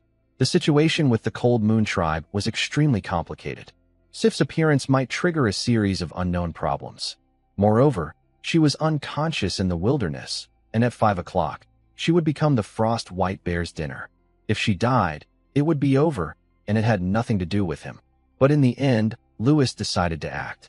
First, since Sif has already escaped near the Red Tide territory, it shows she is far from the power struggles of the Cold Moon tribe. Rescuing her is not very risky. Second, although he is not a saint, his simple values make him unable to stand by and do nothing. An innocent girl, regardless of her background, if he has the ability to save her, he cannot just watch her die. Otherwise, he would feel guilty forever. Third, even though this idea is very distant and unrealistic, what if someday he becomes strong enough to use Sif's name to control the Cold Moon tribe? Of course, it's too early to think about this now. In short, based on reason, kindness, and a little bit of hope, Lewis made a decision. To save her, Lambert, Lewis called his loyal knight. Lambert quickly entered and bowed respectfully. "My lord, I'm going hunting." "Prepare everything," Lewis said casually. Lambert was slightly surprised and looked at the lord with some astonishment. Since arriving at the Red Tide territory, this young lord has been busy with his land all day long. He didn't even have time for morning walks. Yet today he suddenly wanted to go hunting with enthusiasm. But as a good servant, Lambert didn't ask much. He simply nodded and said, "Understood. I will arrange for hunters and knights." Although spring had arrived in the north, the cold wind was still biting. Sif's hands clenched the reins tightly, her fingertips numb. The horse beneath her was panting heavily, its hooves stumbling, and the sweat on its body was quickly turning to frost in the cold night. Almost. Faster. Behind her, the flames of the Cold Moon tribe's fire burned brightly, a result of her brother's sacrifice of his life. She couldn't turn back, couldn't stop. Run south, never come back. Sigur's angry shout still echoed in her mind, like a nail hammered deep into her soul. Sigurd was dead, her father, mother, and siblings all perished, and she was left alive, a lost soul wandering in this world with no home. No destination, only fleeing southward. Food was long gone. Sif could only drink from the river and survive on bark and a few wild fruits. A few days later, the warhorse finally grew tired and collapsed with a loud neigh. Sif also tumbled off the horse and fell heavily to the ground. She wanted to stand up, but she couldn't even move her fingers. Her consciousness gradually faded, and Sigurd's face appeared in her mind. "Sorry, brother. I can't go on." Her vision blurred, and Sif's awareness sank into darkness.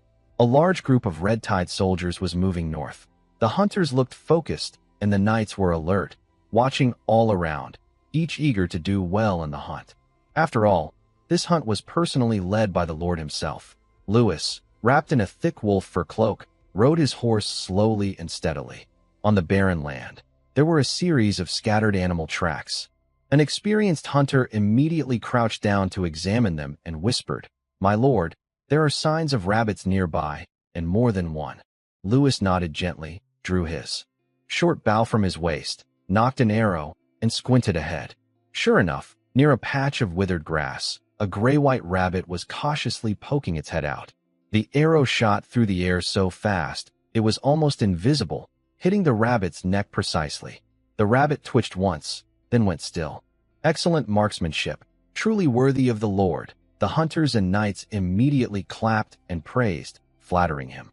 "Your lordship is both wise and brave, even hunting so accurately. Such archery skills. I dare say even the royal hunters would be envious. If we had 100 such sharpshooters in the northern province, we wouldn't fear barbarian invasions. Yes, yes. Truly a born warrior." Some knights even carried the rabbit to Lewis with admiration, saying, "My lord, could this rabbit be a descendant of the king of beasts? Otherwise, how could it be so hard to shoot?" Lewis's mouth twitched slightly. These people really know how to talk. But he didn't mind. After all, the Lord's authority and reputation sometimes had to be built on these small, legendary stories. Of course, this hunt was just a cover story. The real target was the little princess about to be swallowed by the icy white bear.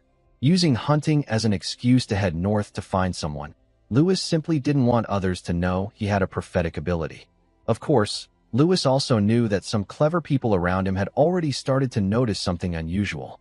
They weren't fools. They had long suspected that their lord was too lucky. Since arriving in the northern province from the south, he could accurately predict all kinds of dangers and opportunities. If someone said it was just a coincidence, no one would believe it. But in this fantasy world, even if Lewis told them directly that he had a daily intelligence system, they wouldn't understand what those 6 words meant, since there are no internet stories here. So they just attributed all of this to the divine favor of the dragon ancestor. "This harvest is truly great. Lord, your archery skills are amazing." "Exactly. Today, even the dragon ancestor seems to be blessing us. Haha. When we get back, we must celebrate properly." Thus, as they joked and talked, the team continued their journey, gaining many rewards along the way. The hunters shot several fat deer and even caught some rare cold region fish near the ice river. Sometimes relaxing like this feels pretty good, Lewis thought, smiling as he watched everyone happily. Suddenly, a scout hunter hurried back to the group, looking strange. "Lord, we found a girl ahead." His words made the entire hunting team fall silent, all looking at him with confusion. "A girl?" Lambert frowned. How could there be a girl in the wilderness, not far ahead, near the ice river? The hunter panted, still a little scared. "She was lying in the snow. Looks like she's unconscious." Lewis's eyes flickered slightly, but he kept a calm expression. "Lead the way." When they crossed a small grove and approached the ice river, they found the unconscious girl, Schiff. She was lying face up on the cold snow, curled slightly, with messy white short hair scattered by the wind and snow. Her fur coat was old and torn, with her shoulders and arms exposed to the air, turning purple from the cold. A few unhealed wounds showed the hardships she had endured in the past few days. Despite her delicate face, she still carried a stubborn look. Even in unconsciousness, she appeared strong and not weak at all. An experienced hunter leaned over to observe her for a moment, his face changing. "My lord, she is from the northern tribe. Another hunter looked closely at the patterns on her belt and quietly added, "The Cold Moon Tribe." The air suddenly grew quiet for a few seconds. The surrounding knights couldn't help but exchange glances. The Cold Moon Tribe is a major enemy of the northern province. But Lewis only took a quick look and made a decision. Take her back for treatment. The knights didn't hesitate. They quickly lifted the girl carefully onto a warhorse. The hunters, with a full cart of game, set out on their journey home.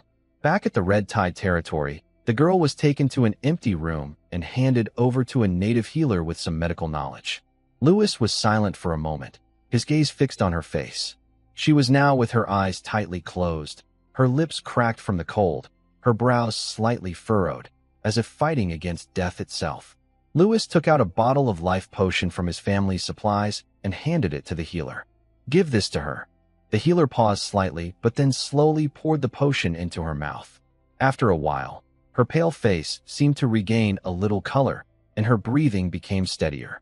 Although she was still unconscious, it seemed her life had been saved. A bottle of life potion is quite expensive.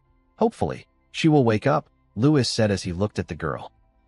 If only someone in our territory knew how to use magic soil, Lewis said casually from behind his desk, tapping his fingers on the surface. But his eyes kept glancing at Hilko, sitting at the small desk nearby. Hilko was focused on writing quickly, recording the catch and smoked fish production. His dark circles were even worse than last night. When he heard Lewis's complaint, he suddenly stopped writing, pressed his fingers to his temples, and tried to wake himself up. No, this couldn't be a hallucination. Because this was the 5th time today he heard Lewis say that. Even if he was sleep-deprived, he shouldn't be hearing hallucinations 5 times, right? Hilko's hand paused slightly, finally confirming one thing. This clearly is a deliberate hint about himself. Making magical soil is a basic skill every alchemist learns. And he, being a genius in alchemy, naturally understands this. But the problem is, he has never revealed this part of his identity to anyone, at least not in the Red Tide territory. So, how does Lewis know? His mind races quickly, trying to remember if he accidentally let something slip before. Or maybe, he simply can't hide his natural talent for alchemy? While he was thinking, Lewis spoke again, still sounding helpless. "It would be great if I could make the magical soil myself." This was the 6th time he said that. Lewis kept repeating like a monk chanting, and Hilko finally couldn't take it anymore. He took a deep breath and pretended to be calm as he said, "I know a little. I learned some at the church school before." As soon as he finished, Hilko wanted to slap himself. What a lie! How could the church school teach how to make magical soil? But Lewis seemed to believe this explanation completely, even showing a look of sudden realization. He asked with interest, "Oh, is that so? Can you help me then?" Inside the office, the atmosphere fell into a tense silence. Does he really believe it? Hilko subtly glanced at Lewis. From his expression, it didn't look like he was fooled. Instead, it seemed like he was finally admitting the truth, eagerly waiting for Hilko to prepare the magical soil. Hilko. Of course, Lewis knew about Hilko's identity as an apprentice alchemist. Plants like frost blood crimson berries must grow in highly acidic soil. Only then can they absorb nutrients efficiently, making the fruit full, bright red, and better at boosting combat energy. If the soil is neutral or alkaline, nutrients get locked in, causing poor plant growth, yellowing leaves, or even no fruit at all. But the problem is, how to prepare acidic soil. Lewis only has a rough idea and doesn't know the exact ratios or methods. However, he knew who could do it. Hilko, the guy hiding his apprentice alchemist identity. Lewis wanted to wait for Hilko to speak first, but the situation was urgent, and the frost blood crimson berries couldn't be delayed. Unfortunately, today he had to reveal himself. Silence spread between the two, and the fire in the fireplace crackled. Hilko looked down at his ledger on the table, thinking about the pros and cons. Finally, he sighed slowly, as if he had accepted his fate. "All right, but I have one condition. Let me take a day off each week." This time, Lewis was silent. For the currently short-staffed Red Tide clan, it did feel like a waste of talent. He hadn't taken a day off in a month. But on the other hand, if Hilko continued working at this pace, he might collapse someday. Lewis sighed. "Fine, deal." Then Hilko handed Lewis a list of materials needed for magic soil. Most of the materials could be bought at the Frost Spear City Market. But one name caught Lewis's eye for a moment. "You really are brave to bring that up." Lewis chuckled, and looked up at Hilko. I just listed the standard recipe, Hilko shrugged. Of course, you can use substitutes, but the effect might. No magic marrow. Then the magic soil's effect will be greatly reduced, Lewis said directly. Hilko spread his hands and said nothing. Lewis rubbed his forehead. Magic marrow was indeed a bit expensive. The Red Tide clan did have some, located in the northwest mining area. But mining there was a little tricky. Technically, it was not too difficult. Using rough methods, even just hitting the veins with iron picks, they could extract some for making magic soil. But the real problem wasn't here. According to intelligence reports, a few frost giants had been wandering near the mines since early spring. Frost giants were among the most troublesome monsters in the northern lands. They usually lived in extremely cold places, were huge and incredibly strong, with skin as hard as ice, making it difficult for ordinary weapons to harm them effectively. What's more, they could control cold air, creating freezing storms over the battlefield, slowing down enemies or freezing them to death. Lewis hadn't rushed to deal with this issue before, partly because the Red Tide clan was still developing, focusing on farming and production, and had no time to worry about the mines. On the other hand, the mining area was far from the residents, so the giants did not pose a real threat to the territory. At that time, there was little knowledge about the frost giants, and rushing to attack was very risky. Therefore, he only sent a few knights to secretly observe and gather more information. But now the situation has changed. In recent months, the intelligence system has provided some information about the weaknesses of the frost giants. The territory's development has also stabilized, and it is time to take action to eliminate this hidden danger. Since mining the magic marrow is necessary, it is also a good opportunity to clear out the mining area and fully control these resources for the Crimson Tide territory. Lewis thought for a moment and immediately began to act. He first summoned 2 knights and handed them Hilko's list. Go to Frost Spear City to buy alchemy materials according to this list. The sooner, the better. Yes. The knights took the list and hurried away. Then he called the knight Captain Lambert and said, Lambert, gather all the knights and prepare for battle. Lambert was slightly surprised but asked no questions. He responded in a serious tone, Understood, my lord. The target is the Northwest Mountains to defeat the frost giants, Lewis said firmly. Make sure everyone is assembled properly. Yes, Lambert replied decisively, then stood up and left quickly. Soon, the Knights of the Crimson Tide had gathered swiftly. Their horses neighed loudly as they headed toward the mining area in the northwest of the territory. Lewis stood on a hidden rocky outcrop, overlooking an open area in the valley below. For frost giants were throwing huge stones, then using massive ice stone clubs to send the stones flying, having fun. Are they playing baseball? Lewis muttered, but he remained alert. These enormous creatures were about 5 meters tall, covered in natural armor made of ice crystals and rock fragments. Just looking at their muscular, rugged bodies was enough to remind one of terrifying brute strength. Their ice stone clubs, about 6 meters long, could leave deep cracks in the ground when swung. Even more frightening was the pale blue cold mist surrounding the frost giants, which was their extreme cold domain. If an ordinary person got too close, their blood circulation would slow down, or they might even freeze into ice sculptures. Fortunately, there are only 4 of them. If there had been 40, Lewis would have had to carry the Red Tide leader and run away overnight. Are we nervous? Not really. He already knew the weaknesses of the frost giants and had set traps in advance. Plus, this time he brought most of the knights from the Red Tide leader and over 100 soldiers. 53 knights against 4 frost giants. It's an advantage for us. Is everyone ready? Lewis asked quietly. Yes, sir. Everyone is in position, the commander replied. Good, Lewis nodded slightly. Follow the plan. Let these big guys taste our tactics. He slowly raised his right hand, fingers together. Move out. The commander waved the large flag, and the knights hiding in different places moved at the same time. A sharp arrow shot across the sky, trailing flames in a red trail, hitting the frost giants. Startled by the sudden attack, the 4 giants paused, then roared loudly. They stomped the ground with their huge feet and angrily headed toward the flames. Separate them, Lambert shouted.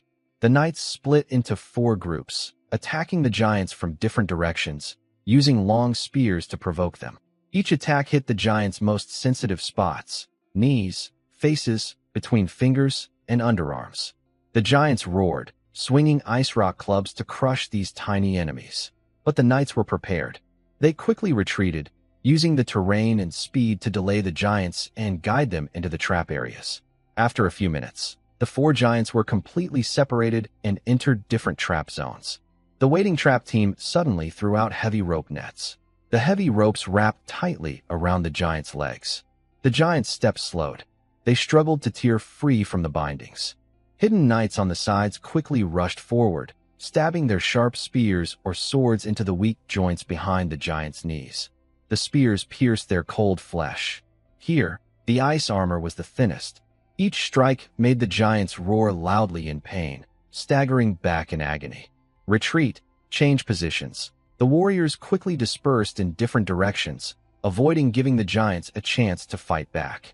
The giant let out a painful roar and knelt down, its struggling movements slowing suddenly. Meanwhile, hidden soldiers threw torches fiercely, flames licking the giant's tough ice armor. Soon, the cold aura began to weaken, and the surface of the ice armor started cracking from the heat. Archers took the chance to shoot flaming arrows, which cut through the night sky and aimed at the giant's face. Several arrows hit its eyes and cheeks accurately, and the flames scorched its flesh. Roar, the giant painfully covered its face and struggled violently. Knights, get ready. Target the heart and throat. The knights activated their fighting spirit, which burned bright red on their swords and spears. They spurred their horses forward, like sharp red blades, aiming to strike the giant's heart and throat. Blood splattered as the first giant let out a final scream and collapsed with a loud crash. Of course, not all groups had such luck. Suddenly, a deafening roar came from a trap area. Roar, it was an especially furious frost giant, breaking free from the rope net. Its thick legs stomped with force, causing the trap-filled ground to crack and stones to fly. Oh no, this trap can't hold it at all. The leading knight's face changed. Just as he was about to order his team to surround it again, the giant was already furious. It suddenly spread its arms wide and roared at the sky, its icy aura rising sharply. A violent frost storm swept out in all directions. The storm carried countless sharp ice blades, covering the entire area instantly. The cold wind tore through the land, knocking the knights over unexpectedly. Two novice knights were caught in the storm, their armor quickly covered with thick ice, freezing them stiff. Then, the storm suddenly pulled them away, throwing them forcefully against the rocks, rendering them unable to fight. Another knight, caught off guard, was struck by the giant's massive club.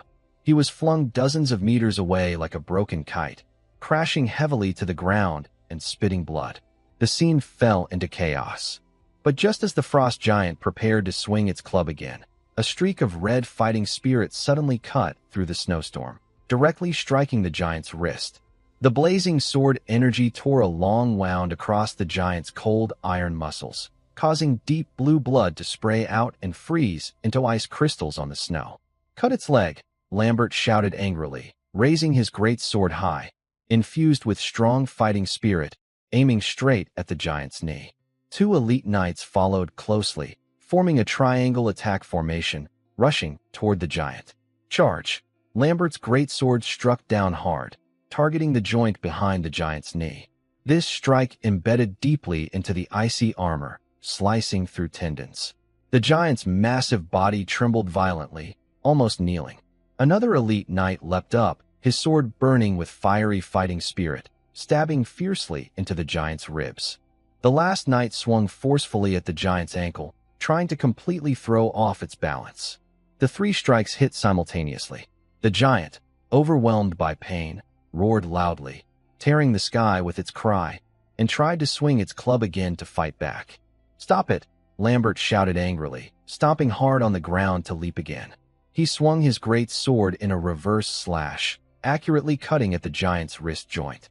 A clear cracking sound was heard. The giant's grip on the club suddenly loosened. The huge ice rock club slipped from its fingers and crashed heavily onto the ground, sending a shower of ice shards into the air. Now, the knights behind raised their spears high. With a deafening roar, all their weapons pierced into the giant's vital points at the same time. Puff, puff, puff, puff. Ice-cold blood splattered, staining the snow. The enraged giant could no longer hold on. Its enormous body collapsed with a thunderous crash, completely lifeless. The corpse of the frost giant lay sprawled on the ground, its massive body lifeless, with a strong smell of blood in the air. Soldiers hurriedly tidied up the battlefield, while the knights tended to their comrades' injuries. Fortunately, they were well prepared, and casualties were not serious. Most people only suffered minor frostbite or cuts, which could be treated with the ointments and bandages they carried. A few doctors worked nearby, bandaging wounds and applying warm medicine to prevent the cold from spreading. However, one knight, who had been knocked flying by the furious frost giant, was in very serious condition. His face was pale, blood dripped from the corner of his mouth, his armor was shattered by the giant, and his chest was deeply sunken. It is clear that his ribs are broken, and his internal organs are likely badly injured. Although he is still breathing faintly, it is uncertain whether he can survive. The doctor kneels beside him, looking serious. His injuries are too severe. Normal treatment can't save him. The surrounding knights look worried. This is their comrade. They had fought side by side just moments ago, and now he lies here barely alive. We can't let him die. Everyone looks up and sees Lewis standing nearby. He slowly takes out a deep green crystal bottle from his coat, and the liquid inside emits a faint glow. This is a very rare life potion, which can quickly heal wounds and even save someone close to death. Even nobles value this potion highly. They only use it when absolutely necessary. Lewis doesn't say much. He kneels on one knee and carefully pours the potion into the injured man's mouth. As the potion enters, a miracle begins. His weak breathing gradually steadies, and a hint of color returns to his pale cheeks. His sunken chest slowly rises and falls. Broken bones start to heal, and torn internal organs begin to recover. His nearly stopped heartbeat regains strength. Life returns to this dying knight. His life is no longer in danger. The doctor breathes a sigh of relief. But how much he can recover depends on his fate. The knights watch this scene with complex expressions. They look at Lewis with admiration. They didn't expect him to use such a precious potion on a knight. Their loyalty to Lewis deepens. 111. Lord, Lambert whispers, you shouldn't waste such a potion on him. Lewis stands up and smiles calmly. He fought for me, for the Red Tide leader. Using it on him isn't a waste. His gaze sweeps over everyone present, and his voice is firm.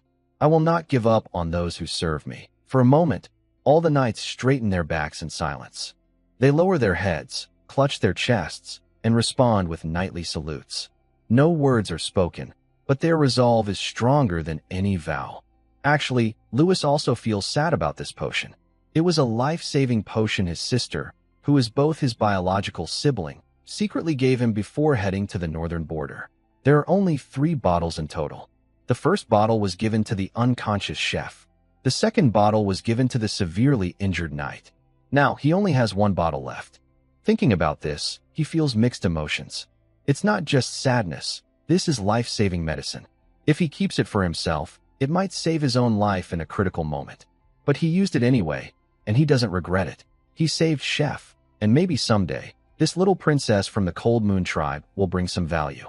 He also saved the knight, showing the soldiers of the Red Tide that their leader won't abandon them easily, helping them stay united.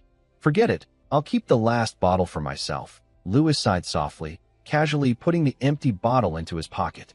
Next comes the reward ceremony. Lewis stands seriously in front of everyone, personally handing out awards to those who contributed as their leader. This time, we defeated 4 ice giants.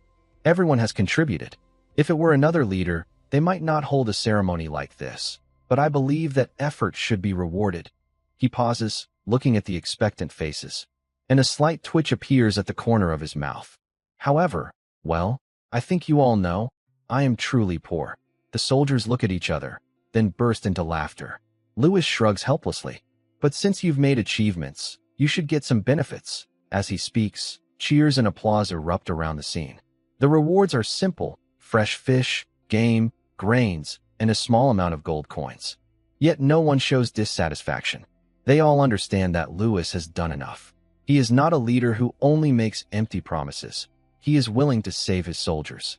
He is willing, even when short on resources, to give rewards after their bloody battles. Moreover, Most leaders would not give any rewards after fighting against monsters or enemies, just a simple return home as a reward. But Lewis is different. Their leader personally recognizes their efforts and promises to give more rewards in the future. That is what they value most. Serving under the leader is our honor. May the dragon ancestor bless the Red Tide territory. All the soldiers and knights accepted the reward without complaints, even feeling grateful. They happily took the modest reward, their faces showing satisfied smiles. As for what to do with the giant corpses, that was a problem. The northern border lacked food, and every piece of meat was very precious. Usually, normal prey would be skinned, the meat taken, and then smoked or dried for preservation. But frost giants are humanoid creatures. Lewis looked at the huge bodies with some reluctance. Moreover, although the Red Tide territory had limited supplies, it was not to the point of needing to rely on such methods to fill their stomachs. Do not eat them. Bring all the bodies back for processing, he ordered decisively. The knights had no objections. Their lord always acted according to principles. However, abandoning the bodies seemed wasteful. After all, these frost giants' bodies contained a lot of cold energy, and even in death, their flesh was rich in special nutrients. Thinking of this, Lewis suddenly had an idea. Since we can't eat them, let's make good use of them. We can turn them into fertilizer. Fertilizer? Lambert was slightly surprised, then nodded thoughtfully. That was a good idea. The giants' blood and flesh were rich in magical elements. With proper processing, it could greatly improve the poor soil of the Red Tide territory. Take them back and give them to the farm steward, Mike, for processing. The soldiers then began clearing the battlefield, dragging the giant bodies on his simple wooden frames and slowly transporting them back to the territory. As the frost giants' bodies were taken away, the bloody smell on the battlefield gradually faded. But for Lewis, the real goal of this operation was just beginning, mining the magic marrow. Magic marrow, as a core material for explosive alchemy, was very rare. Even in the entire northern border, and throughout the Iron Blood Empire, such deposits were few and far between. Fortunately, these deposits were buried very deep, so they had not been discovered before. Otherwise, Lewis wouldn't have found them. And if it weren't for the daily intelligence reports, Lewis would never have been able to locate them. The knights guarded the perimeter, while a group of villagers, armed with iron picks, gloves, and simple protective gear, cautiously entered the mining area to begin mining carefully. Shovels of broken stones were dug up, accompanied by a crisp, clang sound.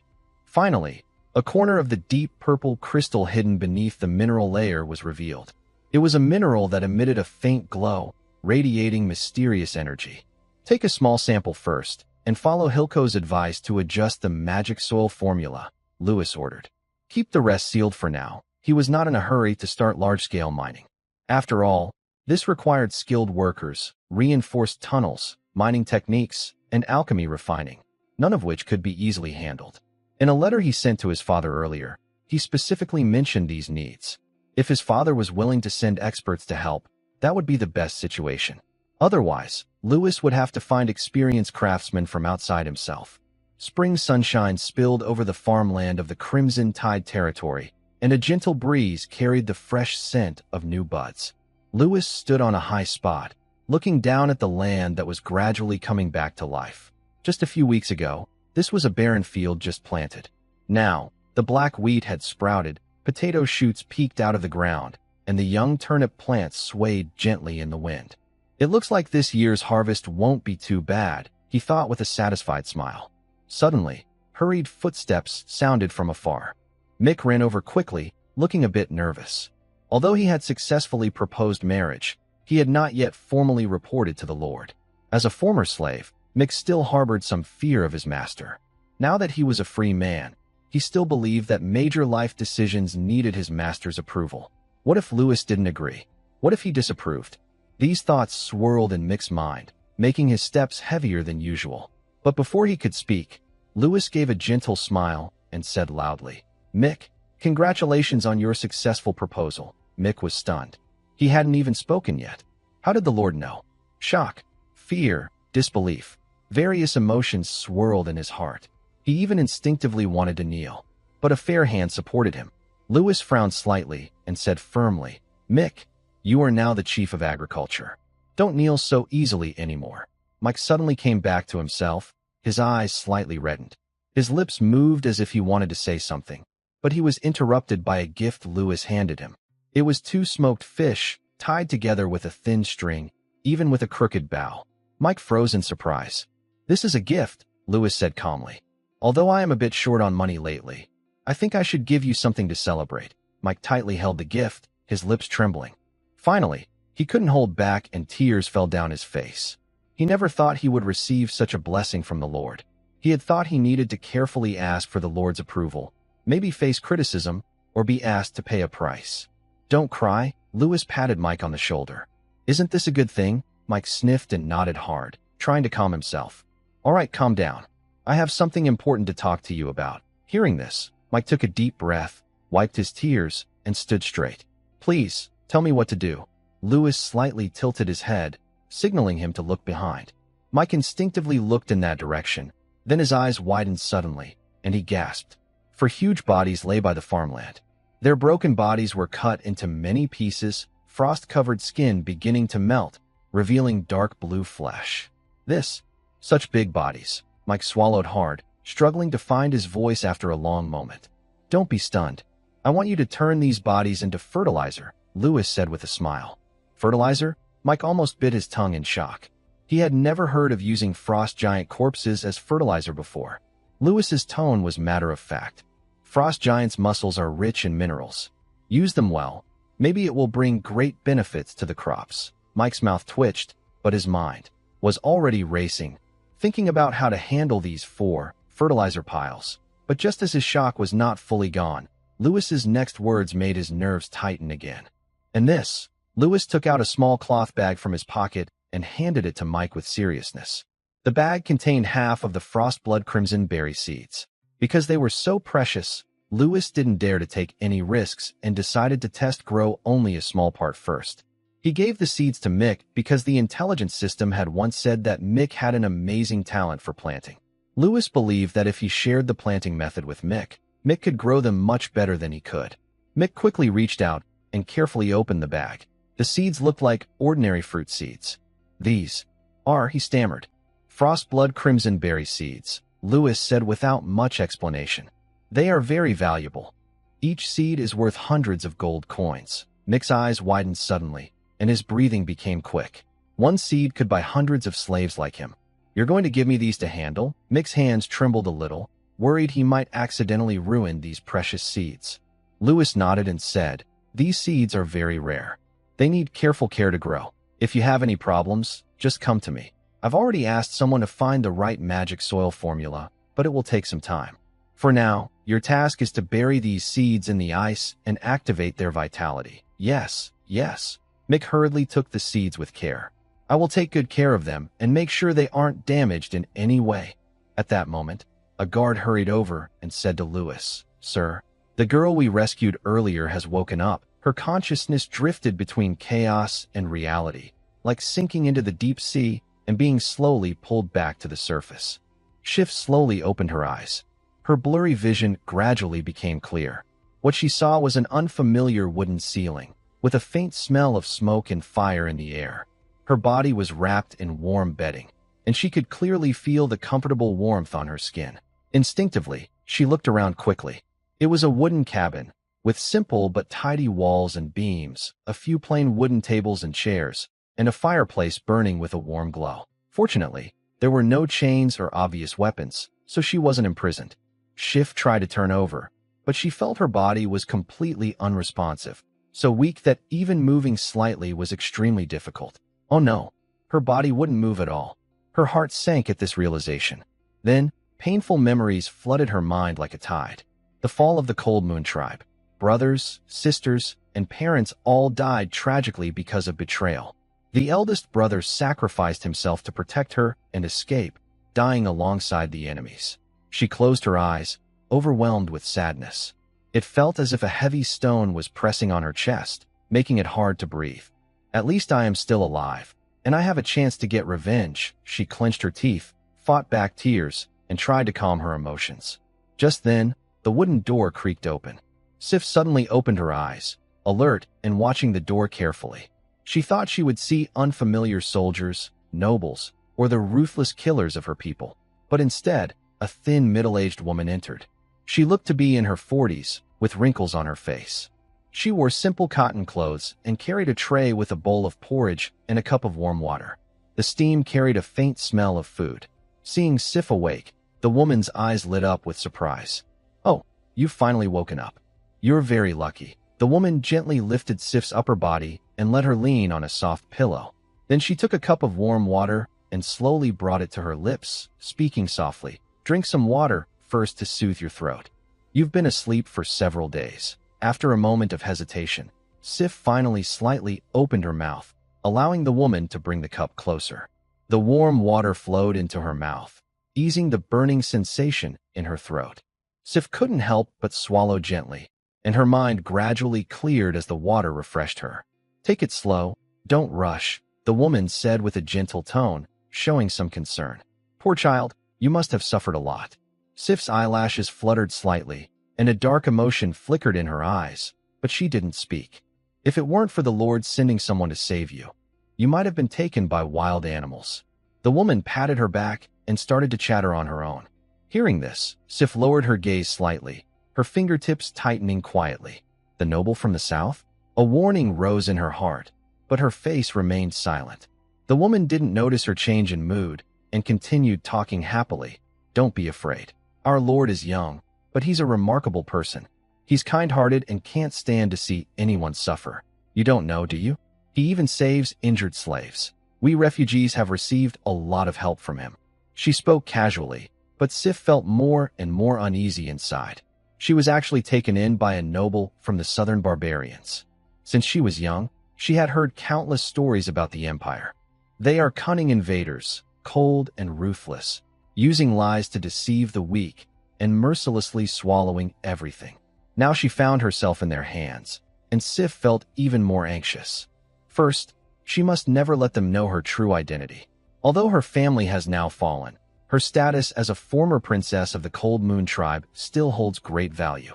To powerful people, she is a useful political pawn. She might even be sent to the imperial court to become a plaything for a noble. Sif absolutely cannot accept such a fate. So what should she do now? Her fingers curled slightly, her heart pounding with unease. She quickly dismissed the idea. Her body was too weak to move, and she knew nothing about this place's terrain. Running away suddenly would only result in death on the road or being caught again, making her situation worse. Maybe this is a choice. She could pretend to be obedient, secretly observe everything here, and then find a good chance to escape. But that would require careful planning. She must not reveal her identity or let them suspect she wants to run. Most importantly, she needed to find out what kind of person this Lord really was. If he is truly kind-hearted, as the middle-aged woman said, maybe she could breathe a little easier. But if he is just outwardly kind while being cold and ruthless inside, she must prepare for the worst. No matter what, she cannot just wait passively. Suddenly, outside the door, footsteps sounded, followed by a guard's announcement. "The Lord has arrived." Sif's body tensed instinctively, her fingers clutching the bedding, holding her breath. She was mentally prepared to face a wealthy noble with a face full of flesh, a sly smile, and a strong smell of spices. She had even rehearsed countless scenarios in her mind for what was coming next. If the other person insults her, she pretends to be obedient, waiting for a chance to escape. However, when the door is pushed open, the reality is completely unexpected. A handsome young man with black hair walks in. He looks to be just over 20, tall and well-built, dressed neatly and simply. His clothes are neither overly luxurious nor too plain. Everything is just right. He doesn't have a strong, unpleasant smell of perfume, nor flashy jewelry, nor a fierce, bloodthirsty aura. Instead, he seems fresh and sharp. His gaze is observant, but not condescending or scornful. There is even a hint of kindness in his eyes. Sif is stunned for a moment. Is he a noble from the Ironblood Empire? This completely contradicts what she was taught since childhood. In her mind, the Empire's nobles are either greedy, fat drinkers, or cold-hearted killers. They are bloodthirsty, arrogant, and treat the northern tribes as animals. But this young man doesn't look like one of those. She quickly regains her composure, her warning bells ringing. She must not be fooled by appearances. This man might just be better at disguising himself than other southern barbarians. His appearance is clean, and his manners are elegant, but that doesn't mean he has no ambitions or schemes. So she must be even more careful. Sif suppresses her doubts, lowers her eyes, and quietly observes his every move. The room is silent, only the faint crackling of firewood in the fireplace. Louis stands by the bed, looking at the weak girl in front of him. Her skin is paler than that of the Empire people, with a cold tone typical of the North. Her short silver hair is slightly messy, and her deep blue eyes have a mysterious look. Although she is slender, muscles are hidden beneath her tight skin, like a leopard ready to pounce. Even in her difficult situation, her gaze is proud and cautious, with a subtle sense of alertness. Louis asks, "What is your name?" Sif looks at him quietly, but does not answer. "Where are you from? And where are you going?" The firelight reflects on her calm, untroubled face. She seems not to hear him and remains silent. A kind-hearted aunt nearby sighs and gently pats Sif's hand. She spoke with a hint of concern. "Poor child, don't be afraid. We are all good people here. The Lord saved you, and he won't harm you." However, Shifu's mind was racing quickly. She knew very well that if she casually lied about her identity, she might be exposed. And if she tried to avoid the question, it could make the other person suspicious. The best way she could think of was to act clueless and pretend she didn't know anything. She didn't want to reveal her true identity, so she decided to stay silent and go along with it. Unexpectedly, the other person's reaction was more understanding than she had expected. Louis pretended to think deeply as he looked at her. After a moment, he seemed to reach a conclusion and said softly, "Maybe you've lost your memory?" Shifu was surprised. She didn't expect Louis to give such an explanation voluntarily. She lowered her eyes slightly, neither admitting nor denying, simply accepting his words. Louis looked at her silver-white hair and said casually, "Since you've lost your memory, you can stay here for now." Then he thought for a moment and showed a mysterious smile, saying, "Your hair is white, so from now on, I'll call you Little White." Suddenly, Shifu's pupils shrank and anger rose in her heart. She was the princess of the Cold Moon tribe, raised with royal education, taught by her father to carry a noble bloodline and shoulder the future of her people. Now, she was being given a pet-like nickname by a barbarian from the south. She clenched her nails into her palms, trying to hold back her anger. Shifu told herself she couldn't show her emotions or let him discover her true identity. So she remained silent, gritting her teeth, saying nothing. But in her heart, she silently remembered this insult from the barbarian. "Can you read?" Louis asked casually, as if it was just a random question. Shifu, suppressing her anger, nodded instinctively. But almost at the same time, she realized she had made a mistake. Her reaction was too quick, too natural. In the Cold Moon tribe, only the noble class had the chance to learn the language and writing of the Southern people. Although her father deeply hated the Southerners, he still hired a Southern teacher to teach her language and writing. Now, this could be a flaw that might reveal her true identity.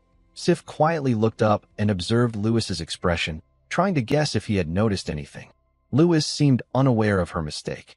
He nodded thoughtfully and said, "Then you can be my secretary from now on." Sif was momentarily confused because she had never heard that word before. Louis explained, "It means helping me remember things and handling small tasks.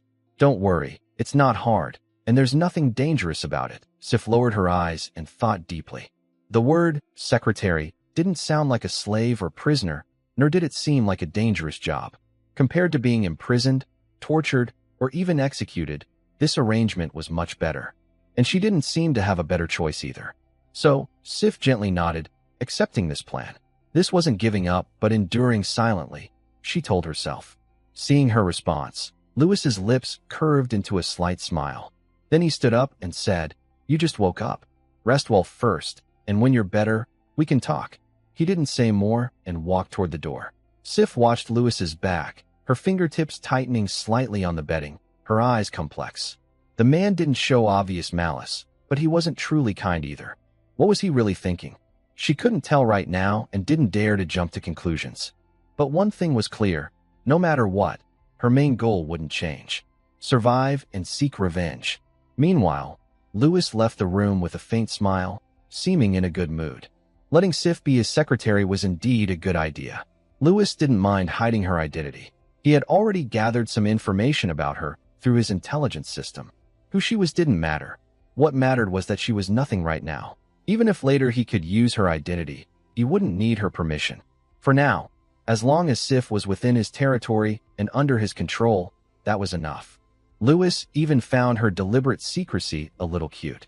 Like a stray dog rescued from the streets, too afraid to bark, eyes alert at all times, tail slightly tucked. He was reluctant to get close and afraid to act rashly, worried that he might be caught and eaten.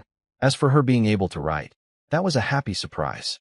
This way, Hilco's work pressure could be greatly reduced, and he finally wouldn't have to complain every day about being overwhelmed with paperwork. Plus, having a beautiful girl with white hair nearby would definitely improve his mood, right? He happily stepped forward and turned to the craftsman's workshop to discuss building a castle with Mike. The construction of the Red Tide territory was in full swing. Thanks to the easy-to-build semi-underground collective dwellings and the hard-working slaves, rows of neat houses were rising from the ground. The semi-underground collective housing was taking shape. It could be called a miracle in the history of northern construction. Now, knights had their own private rooms, soldiers shared 2 per room, free citizens 3 per room, and slaves 6 per room. Even households could apply for independent residences. Such living arrangements were a huge blessing in the barren northern lands. At least when winter came, no one would be homeless or freeze to death in the snow. This was almost unimaginable in other territories, but under Lewis's governance, it had become a reality. However, just settling the people was not enough. Now that the foundation of the Red Tide territory was gradually solidifying, it was time to allocate half of the craftsmen and laborers to start building a proper lord's castle. The workshop was filled with the smell of sweat, and the sound of hammering echoed through the air. Various craftsmen worked diligently and in an organized manner at their stations. Even apprentices were busy with their tasks. The entire workshop operated like a precise machine, with each part working closely together. The early signs of industry in the Red Tide territory were quietly taking shape. Lewis looked at everything and nodded with satisfaction. His goal this time was clear. He headed straight to the back of the workshop and found the leader of the craftsmen, Mike. Mike was holding a hammer, pretending to be busy, hiding the fact that he had just been slacking off. When Lewis approached, he put down his tools and looked excited. "My lord, why are you here? It's time to build a castle," Lewis said directly, without any unnecessary words. Build a castle? Mike was instantly excited. He had been waiting for this day for a long time. "Lord, give me 50 years. I will build the largest and most magnificent fortress in the northern border for you." 50 years? I'm already 70. You probably won't live that long, Lewis said with a sigh. He suspected Mike was an enthusiast of grand sights. Mike laughed loudly. "My apprentice will build it after I die, and my grandson will build it after him." Lewis slightly twitched his mouth and couldn't help but comment. "Are you like the foolish old man? Your descendants are endless." Mike scratched his head. "Who is the foolish old man?" Lewis helplessly waved his hand. "It doesn't matter. Be realistic. We don't have much time. The castle must be built quickly. It needs to be fast, functional, and most importantly, defensive." He then took out a detailed castle design drawing from his pocket and handed it to Mike. The blueprint marked the functions of each part of the castle very clearly. The castle must balance defense, functionality, and beauty, but defense is the most important. 80% focus should be on defense, 20% on comfort. Never weaken the defenses just for comfort, Lewis explained, pointing to the detailed notes on the drawing. Mike looked at the blueprint with a subtle expression and finally said with difficulty, "Lord, this design is excellent, but such a stone fortress would take at least 10 years. With this complexity, it might even take 30 or 40 years." Lewis was stunned. 10 years? 30 or 40 years? He had thought he had considered efficiency very thoroughly, but now he realized his plan was unrealistic. He initially planned to build a strong enough fortress as quickly as possible, but it turned out even 30 or 40 years wouldn't be enough. Mike looked at him, smiling awkwardly. "Honestly, with our current technology and workforce, it would take time to reach this level." Lewis furrowed his brow, deep in thought. The Red Tide clan had grown somewhat, but it was still vulnerable to external threats. The fortress was not a place of luxury, but a barrier for life and death. Now, the Cold Moon tribe was in chaos, but once unified, they would surely move south. Moreover, the northern border was not the only danger. There were the ice glacier orcs further north, the former snow country rebels, and other crises. These threats were like a speeding dump truck heading straight toward the Red Tide clan. Lewis no longer has 10 or 30 years to wait. He also cannot wait until old age to move into his dream castle. He changes his mind and asks, "Is there a faster alternative?" Mike pauses, hesitates, and says, "Well, He looks at the hammer in his hand and then at the busy craftsmen around him, trying to find a good solution, but in the end, he can only shake his head helplessly. "I haven't gone to school, so I don't have any creative ideas," Mike says with a sad smile. Lewis sighs helplessly and waves his hand. "Forget it. I'll think of a way myself." After saying that, Lewis closes his eyes and begins to recall the classic building shapes he saw in his past life. The high walls of the castle, the sturdy watchtowers, the heavy fortresses. Each building loops in his mind, but all of them would take a lot of time and resources to build. "Not good enough, not fast enough," he murmurs softly. Suddenly, a bright idea flashes in Lewis's mind, like a lightning bolt breaking through the dark silence. "Earth buildings," he exclaims. He remembers the type of building from his hometown in his previous life. It was a unique dwelling built by the Hakka people to escape war, with walls on all sides, strong and durable, and able to hold hundreds of people. It was called the Eastern Ancient Castle. Most importantly, earth buildings could be built quickly. "Yes, that's exactly what I need." He quickly picks up a pen and starts to modify the drawing, changing the complex castle design into a large round barrel shape. Mike stands nearby, frowning. "This looks plain, and it's not very beautiful." Lewis rolls his eyes. "Beauty? What's the use of beauty? Practicality is the most important. It can block enemies and hold everyone inside. That's what matters." He taps the pen on the drawing and explains, "Look, this round shape can evenly distribute external pressure and has strong defense. Plus, using earth as a building material is cheap and quick. No need to spend too much time or resources." Mike, feeling helpless, touches his head and begins to carefully observe Lewis's castle design. But he quickly realizes that Lewis's idea makes a lot of sense. Although this earthen building looks simple and rough, it is undoubtedly a practical and efficient choice. Lewis stood in the center of the craftsman's workshop, waving his blueprint and explaining his building plan to the craftsman. First, site selection is very important. He pointed to a marked spot on the blueprint. The castle should be near the hot spring area, but not too hot. The geothermal energy from the hot spring can provide natural heating for the building. We can also channel hot spring water under the floor in winter, so the floor will stay warm. It's like a natural heated floor. This way, we won't have to worry about the cold in winter." The craftsman looked surprised, never expecting such an idea. Seeing their reactions, Lewis smiled proudly and continued. "Next, the defensive outer wall. We will use a 1-meter thick stone wall in a circular shape, combined with hot spring clay, to form a strong central wall that offers good protection. Inside, there will be wooden houses with large logs as pillars, reinforced with beams, divided into multiple living areas. The first floor will be used for storage, and the second, third, and fourth floors for living. Wooden stairs made from shaved tree trunks will be simple and practical." He drew a simple internal structure on the blueprint. Lewis then explained his ideas further. For defense, the main gate will be covered with thick iron sheets, which can prevent both chopping attacks and fire. The top of the stone wall will have arrow slits, allowing archers inside to defend at any time. Hidden in the roof will be a boiling oil outlet. When enemies climb close, hot oil can be poured down to scald them. These secret tricks will greatly improve the earthen building's defenses. Finally, he patted the blueprint and summarized: a circle of stones plastered with mud and grass, with a wooden frame inside, hot spring water as a heater. This earthen castle is ready. The craftsmen were stunned, amazed by this simple yet practical design. What surprised them even more was that Lewis could come up with such a complete building plan in such a short time. A few of them couldn't help but whisper in admiration, "My lord, you're a genius." Mike thought for a moment and nodded slowly. "It is indeed possible. The building process might be shortened to 6 months or even less.